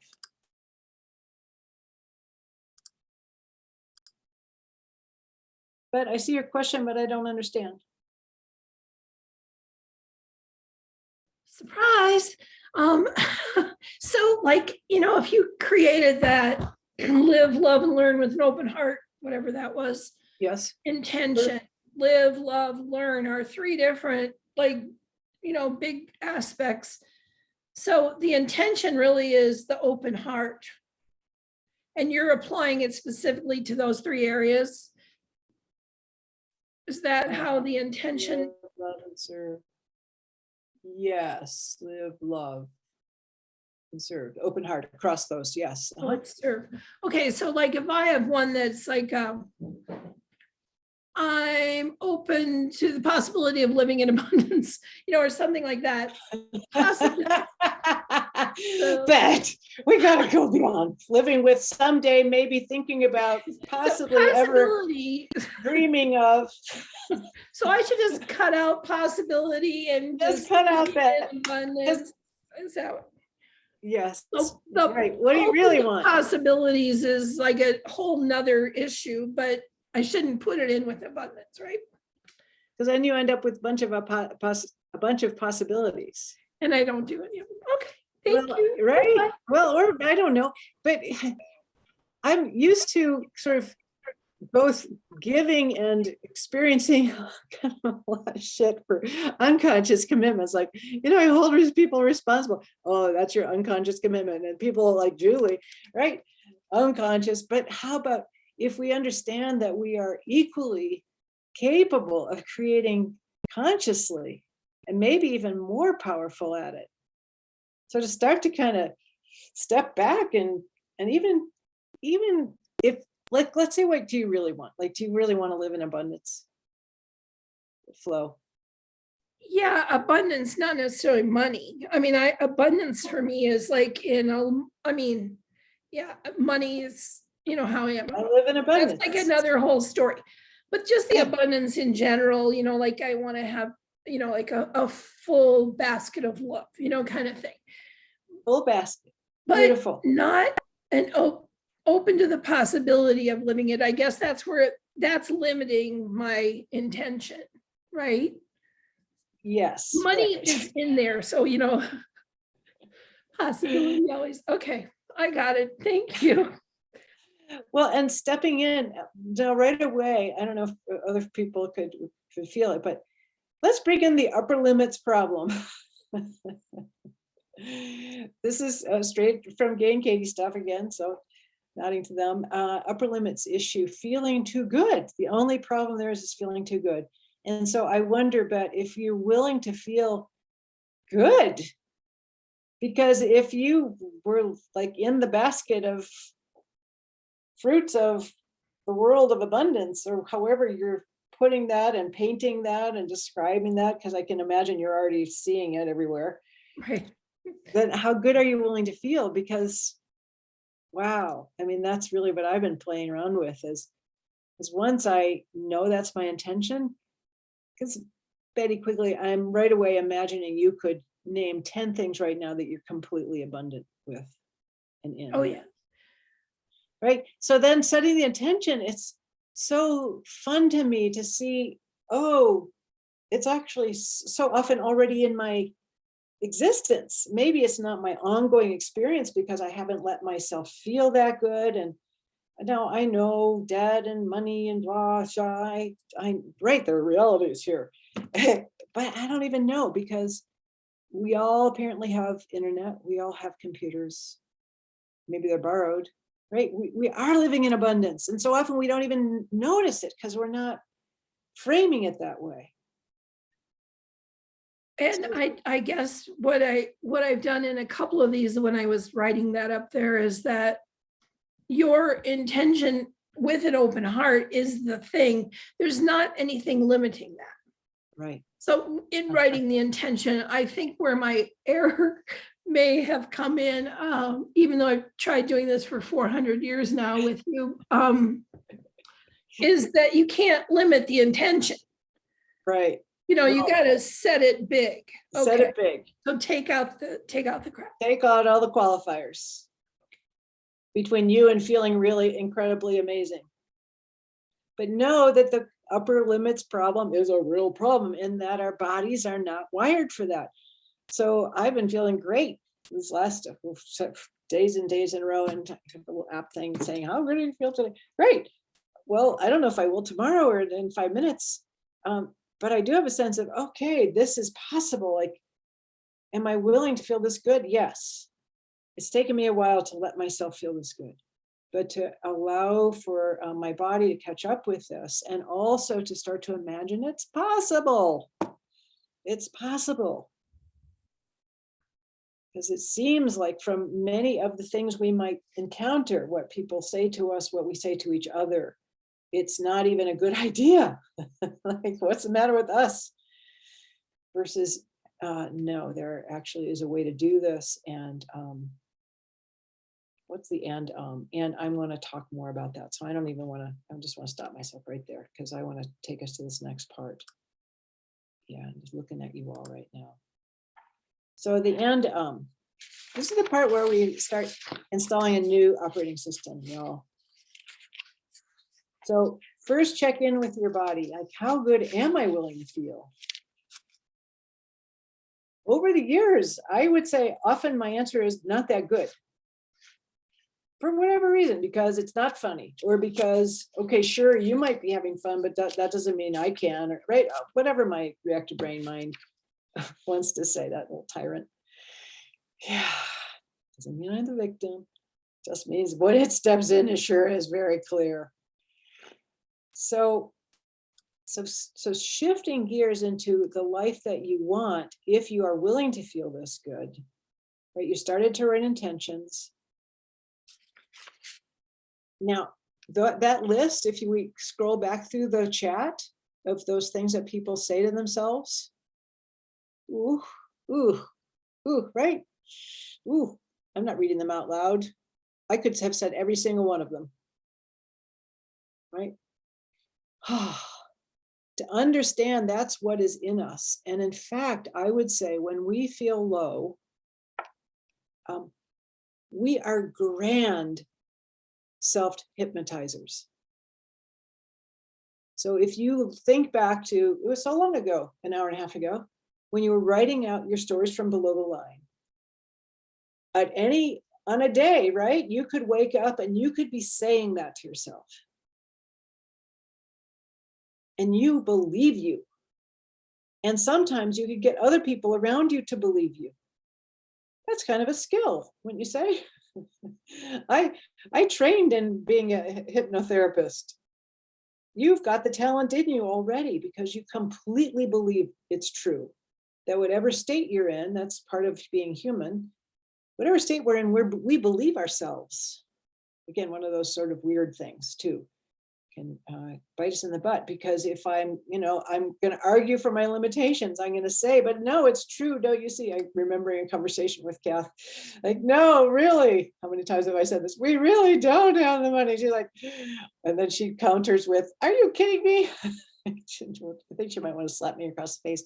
Wake up. She hasn't done that yet, but right. So understanding how good we are at creating these stories with details. So if I start to say, imagine a beautiful sunny day and you can hear the surf, of course, Jen can, you can hear the surf and you can smell the seawater and you can feel your feet crunching through the sand. Oh, now it's soft white sand and you can feel the water lapping up against your toes. Right? I'm just trying to do an induction to try to take you into reality. But listen to this induction. Really, I I should die because there's something terribly wrong with me. I don't know what it is, but everything I touch goes to shit. Right? You can do that. You do that. I know you do. Right? Or maybe you're saying, I'm the most amazing person that ever walked the planet. I met a man once. He said this to me. He wasn't kidding. He said, I think I'm the best driver in the world. I thought, well, he believed that to be true. I don't know what his evidence was, but anyway, right? These stories we have, what we think, how our thoughts anchor us to certain levels of consciousness. So here's the step in. Would you be willing to anchor yourself into conscious states above the line? That's my big question for you. Would you be willing to use your power of hypnosis to hypnotize yourself as well as you've hypnotized yourself below the line? Because I know you're good at it. I can go into frozen fear in a heartbeat. So can you. Agitated fear. Should we raise that up one? How about anger? Because they were like that. They did that thing to you. How about despair? How about shame? How about guilt, right? Any of those, you can do that. So now applying that ability for good. Well, I would say expansiveness instead of contraction.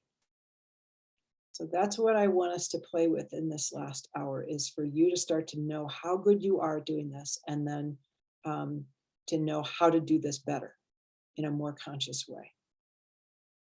So I want to do a quick demo of a process that you've got in your stream of handouts, which is climb the inner map. And I would like to do it with somebody who's done this before so that we can make it fast. So is there anybody who's done the climb the inner map process who'd be willing to do it with me in a rather quick way? I'm looking at you. I see Cynthia. Great. And also Julia.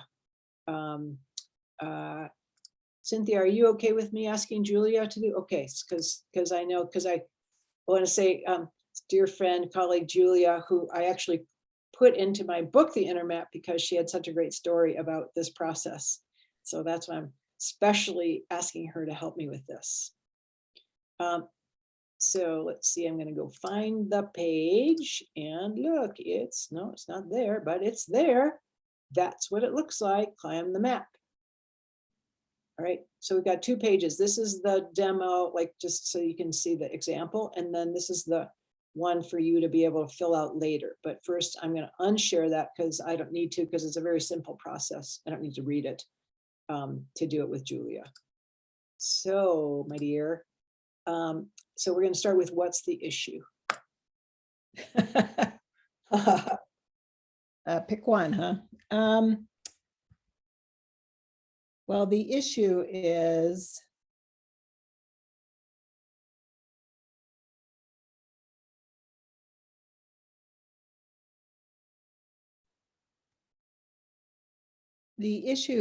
that I currently am having physical difficulty with walking and talking.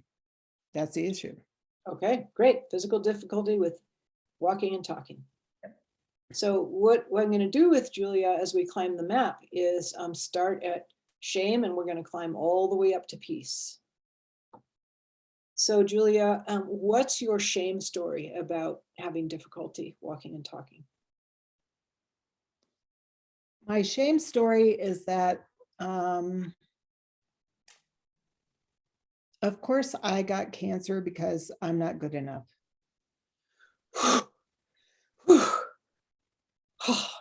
Anybody else just want to lay down and cry right now? Like, oh, Create a lot of fear, and so look what I created. I created lots of fears, so look what I created because I'm not good enough, and that's how I did this. Yes. Now, notice, like, as you're saying that, do you have a part of you that absolutely believes that to be true?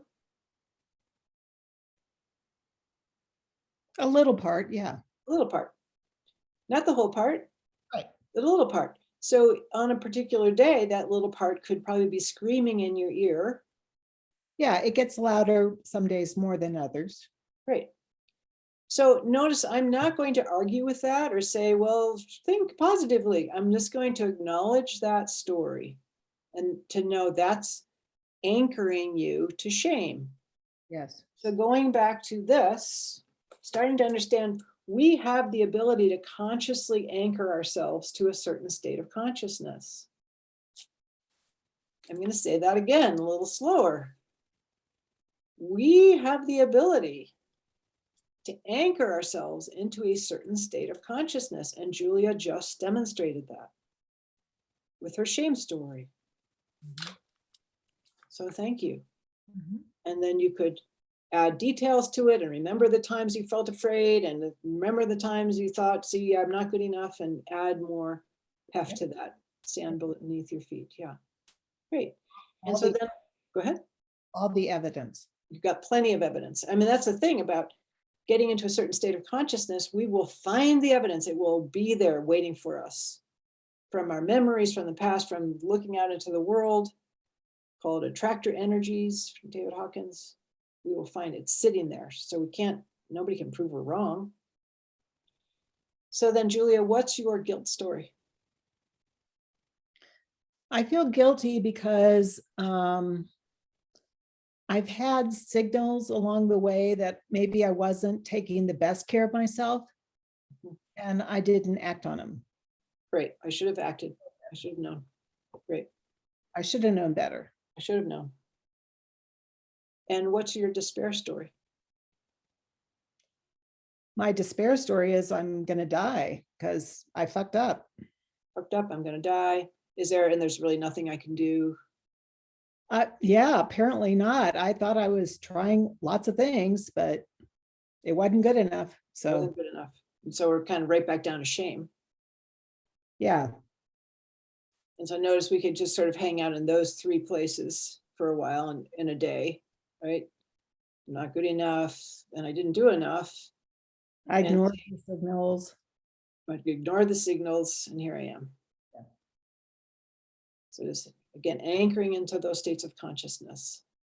And so let's keep going. If you're willing, what's your sadness story? Oh God. I've lost so much. I've lost how my life was in a major way. I've lost my practice. I've lost my ability to take walks and hike. I don't even know who I am anymore. I've lost so much. All of these things, I don't even know who I am. Again, completely true. I mean, and I'm imagining there are times when you are in that and expressing your sadness and Frequently. Yeah. see it. Yeah. And then let's keep going. What's your frozen fear story? I don't know what to do. Oh, I don't know what to do. I don't know what to do. What do I do? Yeah, I feel like I've been open to suggestions, but they haven't worked, or I don't trust them or something, but I don't know what to do. My hands are clammy even as I say that. Right. That's so right. So thank you for saying that about your mine are clammy too. Like, because again, what great. We're so good at this, creating the trance of frozen fear. You're so good at it. I can feel it. My hands are cold. Like we can pull other people into it. Like, oh no, I know there's nothing, right? So, and it's a state of consciousness. It's not that it's not true, right? You've got your hands, cold hands to prove it. Right. But let's keep going. What's your agitated fear story? Oh God, I've got to figure this out. I am getting older. I don't have all the time in the world, and my kids need me, and I want to meet grandchildren someday, and I'm very agitated. Oh, Figure this out. got to figure this out, right? Now, I want to notice, I mean, as we walk through this, some of you can completely relate maybe to each one of these, but some you might relate more than others. So those of you that get really anxious, notice how good you are at generating agitated fear, which is mammalian. It's a mammalian flight response. Like, ah, get me out, I gotta do something. Ah. Now we're in an immobilized state. One of the ways that this really manifested last winter when I was going through treatment was I kept hearing over and over that stress is bad for me. Like, I feel stressed. I can't be stressed.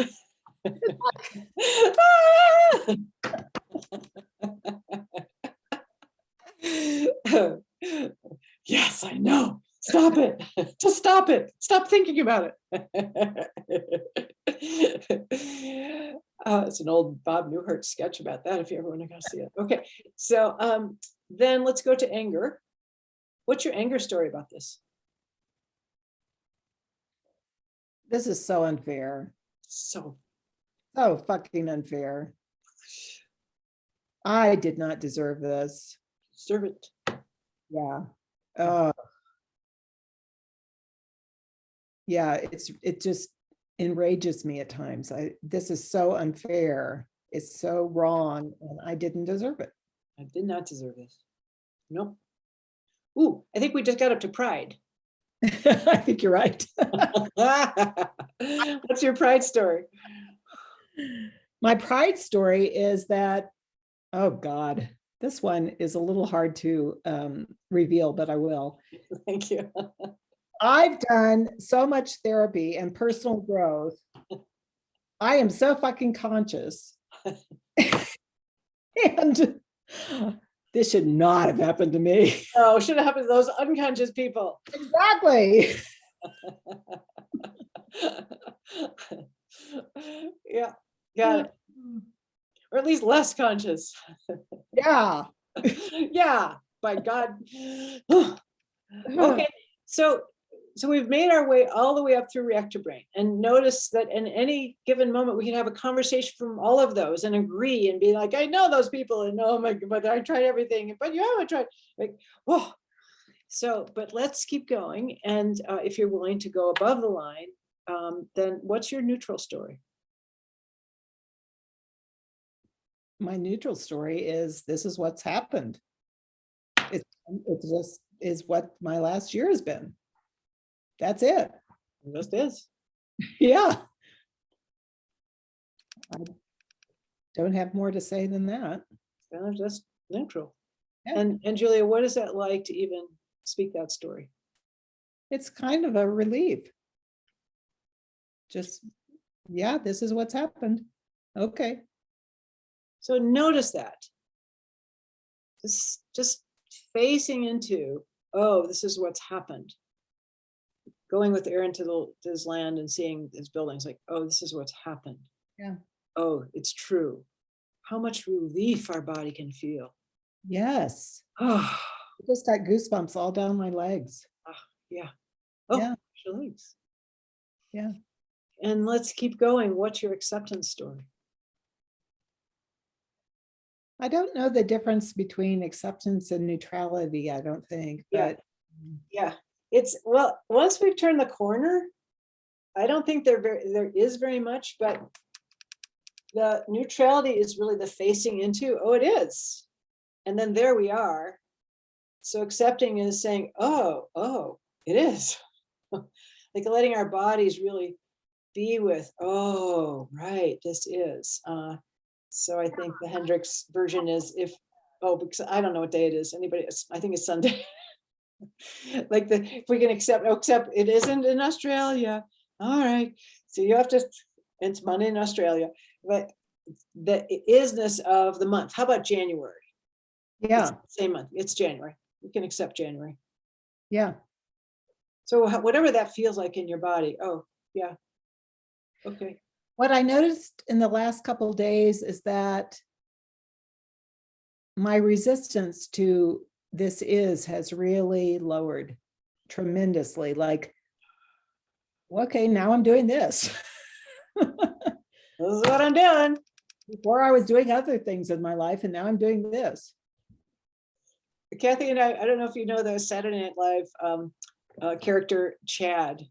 But Chad is this sort of 20-something slacker guy who just everything anybody says, he says, okay, Okay. So I said, I think I'm embodying Chad, kind of like, okay, this is happening. Okay. Yeah. Yeah, Chad. this is what's happening. Yeah. And then Julia, how about appreciation?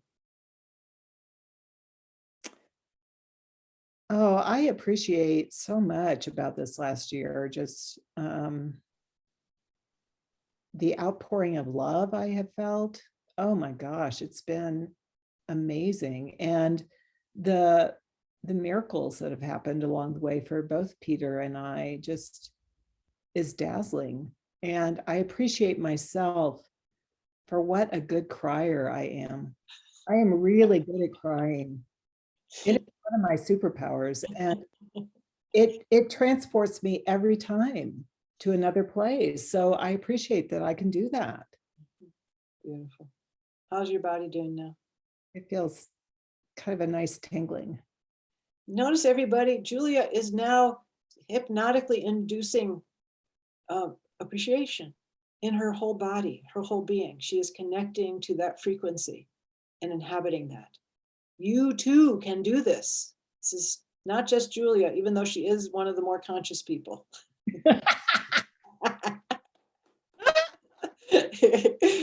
So how about love? What's your story from love? Well, I had a really lovely experience recently where I realized I've been mad at my legs. It's like, you're not doing what I want you to do. I've been either ignoring them or being mad at them. And I realized that that wasn't helping. And so I made a choice to start loving them just as they are. And I even named them the twins. So my physical therapist, I go to PT and she's so cute. She'll go, how are the twins? Do they have individual names like Tweedledee and Tweedledum, or just the twins? They're Jill and Ben. Jill and Ben, the twins. Yeah. And so I'm learning to love what is, and really take that down to my body where I struggle and go, wow, they are teaching me so much.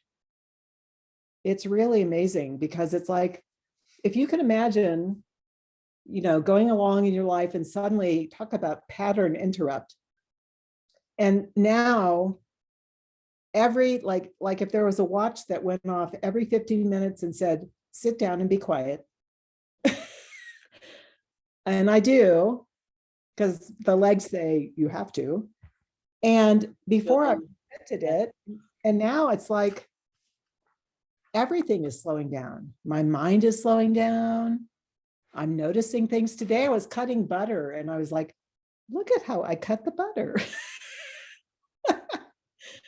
So I'm learning like this whole new world, and I wouldn't have learned, I don't know, that's a story, but I don't know if I would have learned it another way. Right? So as you're anchored into love, even the butter, even how you cut the butter is something to be enjoyed. Yeah. And so then what's your peace story? My peace story is that one of the gifts that is being revealed to me is how all of this fits into a bigger story. And so, do I wish there had been another way? Sure, but I'm to a place now where I see glimpses of the bigger story and how it not only makes sense, really, from understanding about my life, not from a blaming place, but also I see how I fit into a bigger tapestry. And that there's some way that this is of service. And so then I feel at peace. It's like, okay. And Julia, maybe kind of like the way this was of service right now.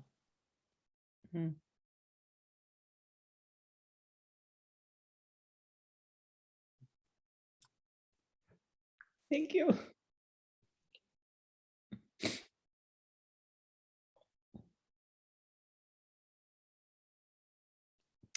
And after 34 years of being married to Peter, we're just falling in love again in a whole new way as these patterns dissolve. So, see, I'm really good at crying. I told you. I know, superpower. It is. Thank you, Julie. Thank you. I don't know if you see the hearts coming up the screens, but thank you. Thank you all. So that's climbing the map, but it's so much more. It's a process, but it's so much more. It's to understand how easy for me, I'll just speak for myself, my reactor brain is relentless. It's just trying to help me figure out there's threat. But cultivating these other states, cultivating them, saying, oh, I could live in reactive brain, but I've done that. I'm really good at it. I think I've mastered it.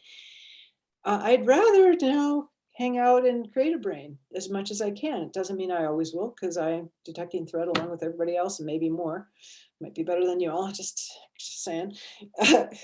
But cultivating these other states, and that's what I'm offering to you all, is to understand that all of those things that you put in the chat, right, that has been part of your operating system.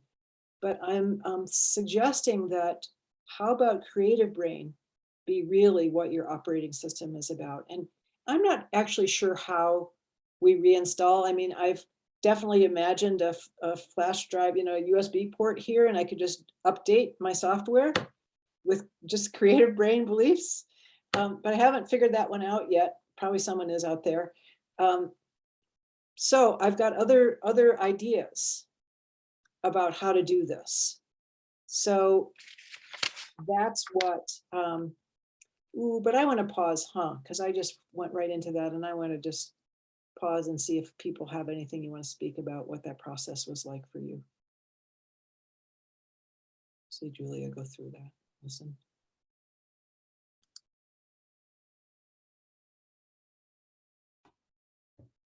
First of all, thanks, Julia, for sharing that. It was very powerful and a lot of it resonated. My question was more around the framework. Julia, you mentioned something at the beginning that you can only be at one state simultaneously. And I feel like when I tune in, and we talked about this in our breakout room, that it's like I feel simultaneously on a lot of the spectrum. And so I'm wondering if that's what's happening, or if the states just shift so much and you're in continuous bouncing. So yeah. Thanks, Camille. Because what I first said, then I was talking myself out of it. But now here's my next approach at this. When I go straight into reactive brain, I'm inhabiting that state. It's a reaction. It's an automatic reaction. Then I'm in that state. When I can add consciousness, like in the next breath, or just to be aware, or doing all the practices that I know you do out there, all those meditative things you're doing, like if I can bring that next place of consciousness and awareness to it, now I can start to occupy more than one at the same time. Because even knowing, if all you do with this map is put it on your fridge and just ask yourself, where am I on the map? That's already going to start to shift your consciousness, doing something to the amygdala. So you're already starting to occupy more than one state. So thanks for bringing us back to that. Yeah. I'm doing what Julia just did, just to love it. And for no good reason. And I want to emphasize that it's just choosing, not because it's a good idea or you're a better person or you should, or the Bible says it might, I don't know if it does. It's just because today you're deciding to, you're just choosing that. For no good reason, because you want to. Any things that you want to say before I bring in this? Yes, Shannon. So just to get clarity in what you just said, reactive brain, you're totally reactive. You're only in that state. Once you start breathing and shifting and breathing and consciousness, then you're able to oscillate between reactive and creative. I would say even beyond that, here's another reason this is so handy, because if this has all the states in it,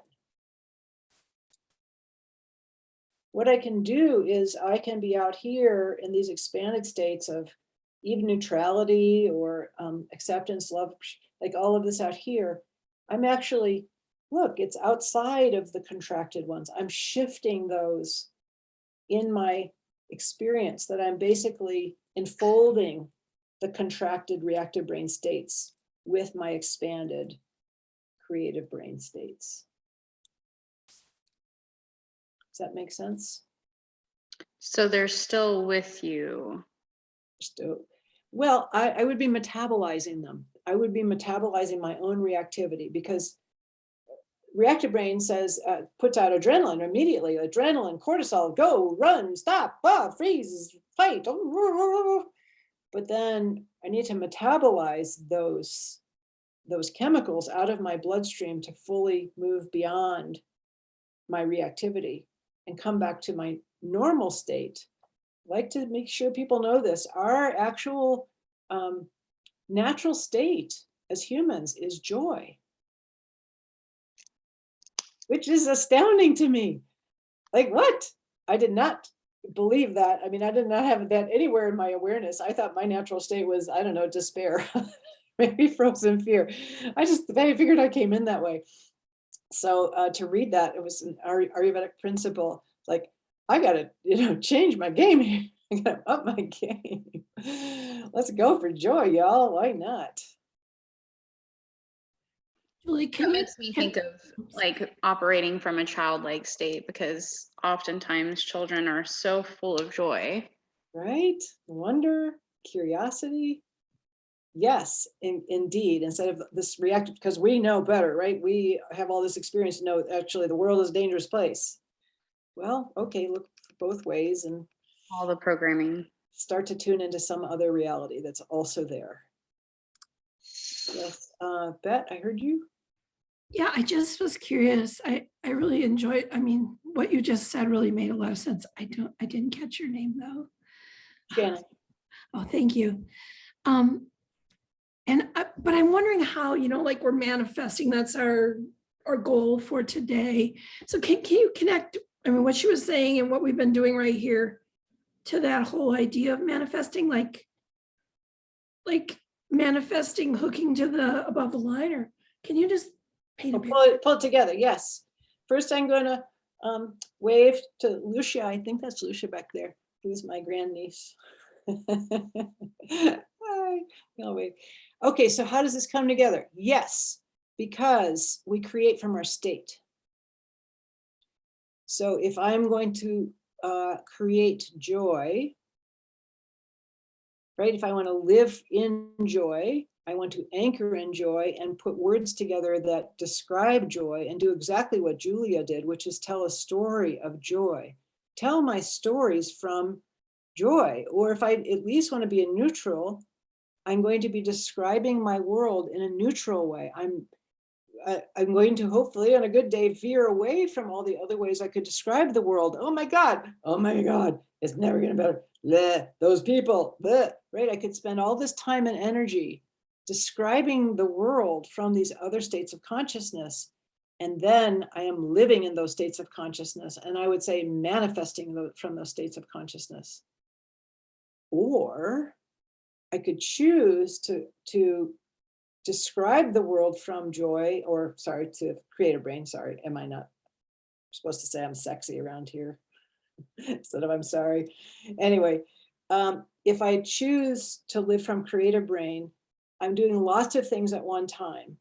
I'm connecting to these higher frequencies. I'm describing my world in a certain way that I get to live in a joy-filled world or a neutrality-filled world or whatever appreciation filled world. I can't say that too many more times.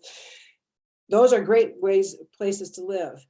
But, and the thing that I want to stress today is all those intentions that I just was writing and thinking about, now I'm connecting to the world, myself, you all, with your energy, that world of nature out here that says, hell yeah, you want this, and you're not so preoccupied with how that person over there might say a mean thing. I'm there. I'm gonna support you. Because of course, that's the world is of support. Look at nature. It's incredible. It's so abundant. I know that's a big jump, but I'm watching Bet watch somebody else, so I was getting occupied. So I'll come back to that jump. Someone came to our door and I was trying to pay attention to two things. I know that's tricky. I was trying to do the same thing. I did not do a very good job. That's a story. Let's see, from appreciation, I'm going to appreciate myself for doing both, and then I'm going to love myself. So what I want to do here is ask you all to start writing some things down for you, okay, as we turn this corner. Because this is about, right, you had your other beliefs, you were writing those. So I would like you to get those out and then get out your inner map.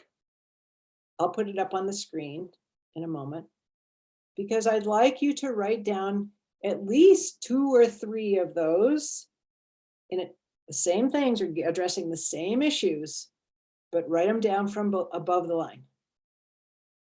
Okay, so for example, like we just watched Julia do it.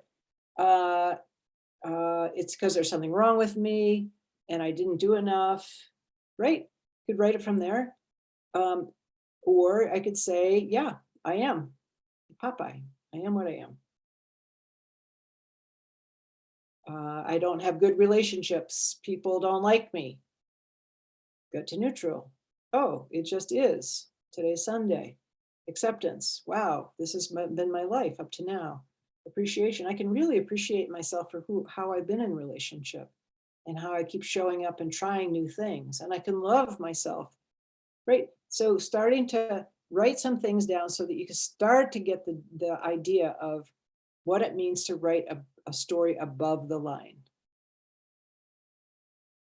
So just take about 3 or 4 minutes to do that, to write 2 or 3 things, whatever you want to. Oh, I said I would bring up the map, so I'm going to do that so you can see it, because I'm asking you to write it from up here.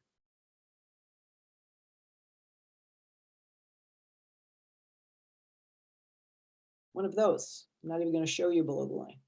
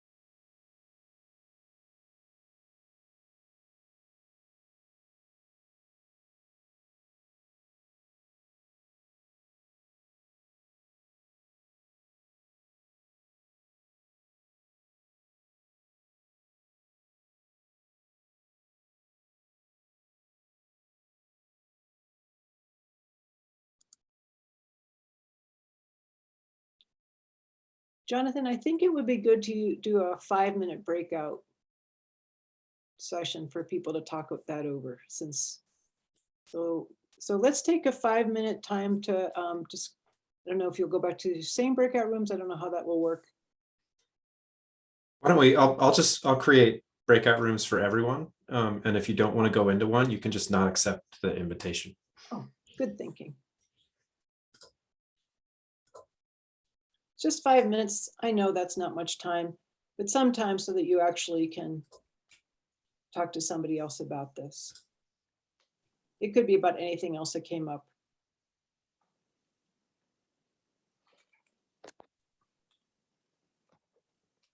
All right, here they come. Thank you.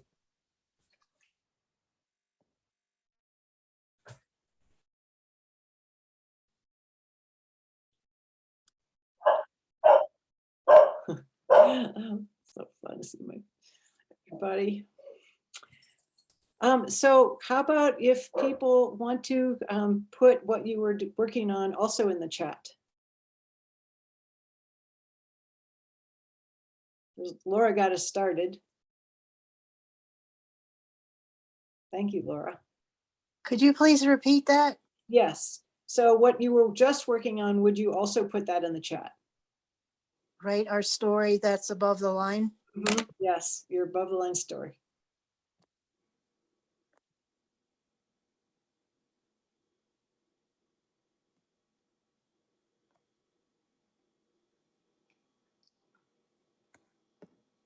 Aw.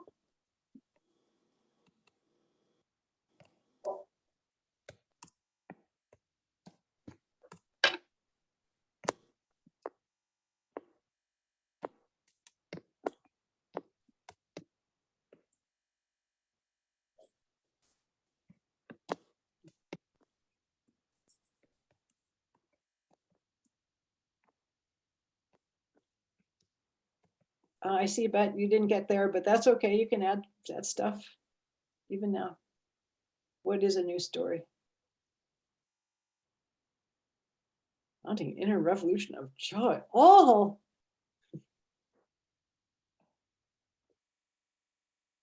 part of my power. Oh, yeah. Michelle, great. So I don't know if you're enjoying this as much as I am. This is like this nourishing stew. I am what I am. Okay. Yes, every day. So what's that like to read people's new statements? What does that feel like, anybody? Okay, Laura says, yay, yeah. Yeah. No, it's just a different version. It's just a different version. It's the only thing that happened here is someone chose. They chose to, they chose a place above the line, and they chose a story from that state. So start to imagine this. Imagine if this is what you were hearing in your mind all the live long day. I'm just going to say, to read something, I'm spontaneously feeling moments of joy every day. You're walking down the street. Yeah, I'm spontaneously feeling joy. And it takes as long as it takes, because I love my mind and my body for all the creativity that flows through. And I appreciate, like, what if this is what you were thinking about? Imagine that. Because you have a choice.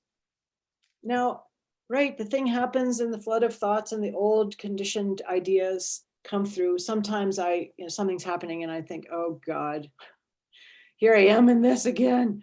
Then like, okay, pull yourself out, Julie. Like, choose something different. I can't not think of a pink hippopotamus. It was an elephant, but I can think of a glorious phoenix spreading its wings. I can choose that. I can put my energy and my attention and awareness where I choose, especially if I practice. So that's where I'm going now, is everything that you wrote down over here in the chat. I'm modeling courage and self-respect for my kids by choosing, oh my God, oh, everything in that. It brings tears to my eyes. here's your task out of today, along with everything else you've been doing, is something that I call my manifesto. And some of my pals here have, yes, I don't know if Juliana or Julia or Peter want to speak yours or any pieces of it, but I'm going to tell you just a little bit of mine. Okay, so this is I'm intentionally hypnotizing myself, right? That's my task here. That's what I'm up to. I was up against, apparently, is what my rest of my mind wanted to say. So here's how it sounds, because I finally memorized it. I'm La-di-da star, a divine being of love and light. I've come to this planet to have a great time, enjoy every moment, and to support the shift out of hierarchy into co-creativity. I live from and in space. I move back and forth between space and form as I accompany others as they do the same. I embody my divinity. As I reflect to everyone I meet their most amazing beingness. Okay, so that's like 2 little paragraphs. It goes long. I'm not going to tell you the whole thing, but it is in your handouts if you so choose to read through it. You're welcome to it, because that's who I want to be. It's not necessarily, well, I was going to say it's not who I am. It absolutely is who I am right now. It is who I am. Do I act that way all the time? No, because my reactive brain is pretty mouthy. And then I'm like, oh, I have to say that terrible thing right now. Okay, it was bad. It wasn't that bad. Maybe it was bad. Right? Then I say those things, and then I come back into, but who I really want to be is my creative brain self. But I understand my reactive brain self. It's like, I know, honey. I know you're just trying to take care of me. So that is what I'm asking you to pivot towards, is for you to consider writing your own manifesto, which really just means to start hypnotizing yourself, to make a commitment, to start hypnotizing yourself into these statements. And to say things like, Kathleen, what if right after this call, you would go appreciate John for how he's helped you know more of you, right? That becomes your reality, is the reality of appreciation and joy. I see Susanna's question, I'll come back. And the Grant, that's what you're saying to people. Like, hey, Grant, how's it going? And you're like, well, what's really happening is I'm appreciating my ability to love, experience joy, be playful and creative in a friendly world. How are you doing? Right, that it's so part of your consciousness. That's who you are in the world, because it is who you are. So how do you get from these words on the page to the physical, right? We saw that Maria Nemeth's vaginal birth canal, right? O with creativity and joy and time and physical vitality. I don't know if you need money for this, probably not. Practicing. So starting with writing it down, and then starting to say it. So a way that I'd suggest is that you write one word. It could be one word. It could be a paragraph. It could be a sentence. It could be listening to a symphony, but that becomes yours. And that you actually record it so that you are saying it to you in your own voice. I know, listen to me. Yes. Because you're listening to you all the time. All the time. That's your roommate in there. So have your roommate update their speeches to you so that you're anchoring above the line. Because then, going back to Bet's question, what does this have to do with your intentions? Because now you are walking around, and right, if you go through that chat, I believe that if we went through each one of those, we have evidence that that is already true of every person who wrote those things down. That we can see that that's who they are. Just like the unconscious stuff, okay, we see that stuff too. There's no escaping our view. but that we know that that's the truth. We know that that's the truth. And now they are speaking their truth and they're in alignment. And then they are able to discern, reading a wonderful book. I love the science, called Awakened Brain by Linda. Darn it, I was almost there. The Awakened Brain, you'll find it. Anyway, she's talking about the science behind this. Why we would start to actually perceive things differently if we're saying this. We're already perceiving the abundance. We're already perceiving the friendly universe. We didn't see it before because reactive brain was like, no, I'm not looking. Spent like 10 minutes in a session last week asking one partner to just look at the other partner. No, I'm not looking. Because what she sees is a person of threat and danger. And what I saw sitting across from them, this was on Zoom, was this person who was sending out love and openness, who was right, both of us. But she missed that one. She missed that other one, that other person. So your manifestos will set you up to stop missing the miracles of the world, because they are there right this second. Not some other time, not some other place. Right now. So yes, so that's another task I'm asking you to do, is to consider your manifesto, to write it, to record it and memorize it, or at least have it around. I have a whole book, I won't show you right now, but it's pages where I just wrote it out and put pictures on it. With my manifesto. Me made manifest, you made manifest. So pausing there, and for questions, except I think I saw Susan's, which said, what do you do? How do you deal with the inner skeptic? Susanna, it was Susanna's. Well, I blow it kisses. And I thank it for taking care of me, because it wants the best for me. It's just not very good at it. But it's like, yeah, I know, honey. That's what I do. Try to love it. And then choose, just choose, keep choosing and seeing, gathering the data from that. What else? What other questions before? Oh, I'm yellow light. Thank you, Mama. Okay, great. Questions? I wanted to call everyone's attention to Cynthia posted a really brilliant diagram during the exercise with Julia that shows the relationship between the manifestation process and being above or below the line. I'll post it again right now so you can all look at it. Thank you. It's brilliant. Thank you, Cynthia. Brilliant. Cynthia's brain. How do we download all this stuff?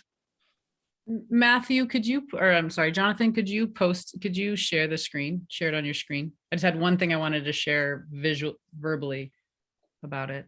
And Matthew, will you answer? Oh, sorry, I did the same thing. My brain's, I'm sorry. I can help out too if you need it. Yeah. Okay, thanks, Thank you, Thanks, Matthew. Matthew. So Jonathan. Thank you. You also Jonathan. answer Susan's question about how to download this. Thank you for posting this. Well, the one thing I wanted to share is that when I was trying to think about the energies, because this is the 4th or 5th time I've heard this construct, but I have struggled with it, that thinking about the 6 energies as a backpack that you get to carry through your journey. And so starting up here with the idea over in the left-hand corner, going through creative brain, you're thinking it's an determined energy, and then it becomes an idea, and then your intentions are set, and you put on your backpack with your 6 energies, and you have some or not of, you don't have all the same amounts, but you can gather them as you go along, and then dropping below the line. And Julie, what I'd add now is, what stories are you telling? Add pride, anger, activated fear. So I'm actually going to redo this one, but then, and then as you come up, what's the neutral story you're telling yourself as you're coming up? What's your story of acceptance? What's your story? And then it's in the physical plane. Nice. And I appreciate this as I am navigating, wanting to birth my own stuff, my own things. And so appreciating putting it in this sense of like, oh, that's where the limiting beliefs are. And then the trouble at the border is the dotted line that goes straight up and down. Right, there it is, and multidimensional. Mm-hmm. And I'm open to answer any questions if people have questions about it. I think we don't have time for that, but if you put your email into the chat, then they could ask you directly. And Jonathan, can you tell us how people download stuff that's they're seeing over there? You bet. If I think it would probably just be easiest for us to send a follow-up email that has everything that we've talked about today. If you're having trouble downloading it from the chat, we'll just follow up with an email. Great. And you all got the original handouts also, so in a different email. Okay, because I know we need to pivot to the end here. And so I thought you might want to know, what do you do with this? Well, you surround yourself with people who want to live above the line and who are part of really wanting to create language to cultivate living from above the line. That's the main thing I would say. That's what EPI is about, is trying to do that. And yay for us that we have that. I love that about our community. We have community of people who are living this way, who are intentionally using these tools. So I think, Jonathan, if you have any links that you can put in there, I sent you some, I don't know if you've got them. But you can for sure go to the Evolutionary Power Institute website and you will see a whole boatload of different things. If you want to get involved with a very immersive community, speaking of, we've got virtual ILC starting up more, another class next week, actually. So VILC is happening. So you can find that.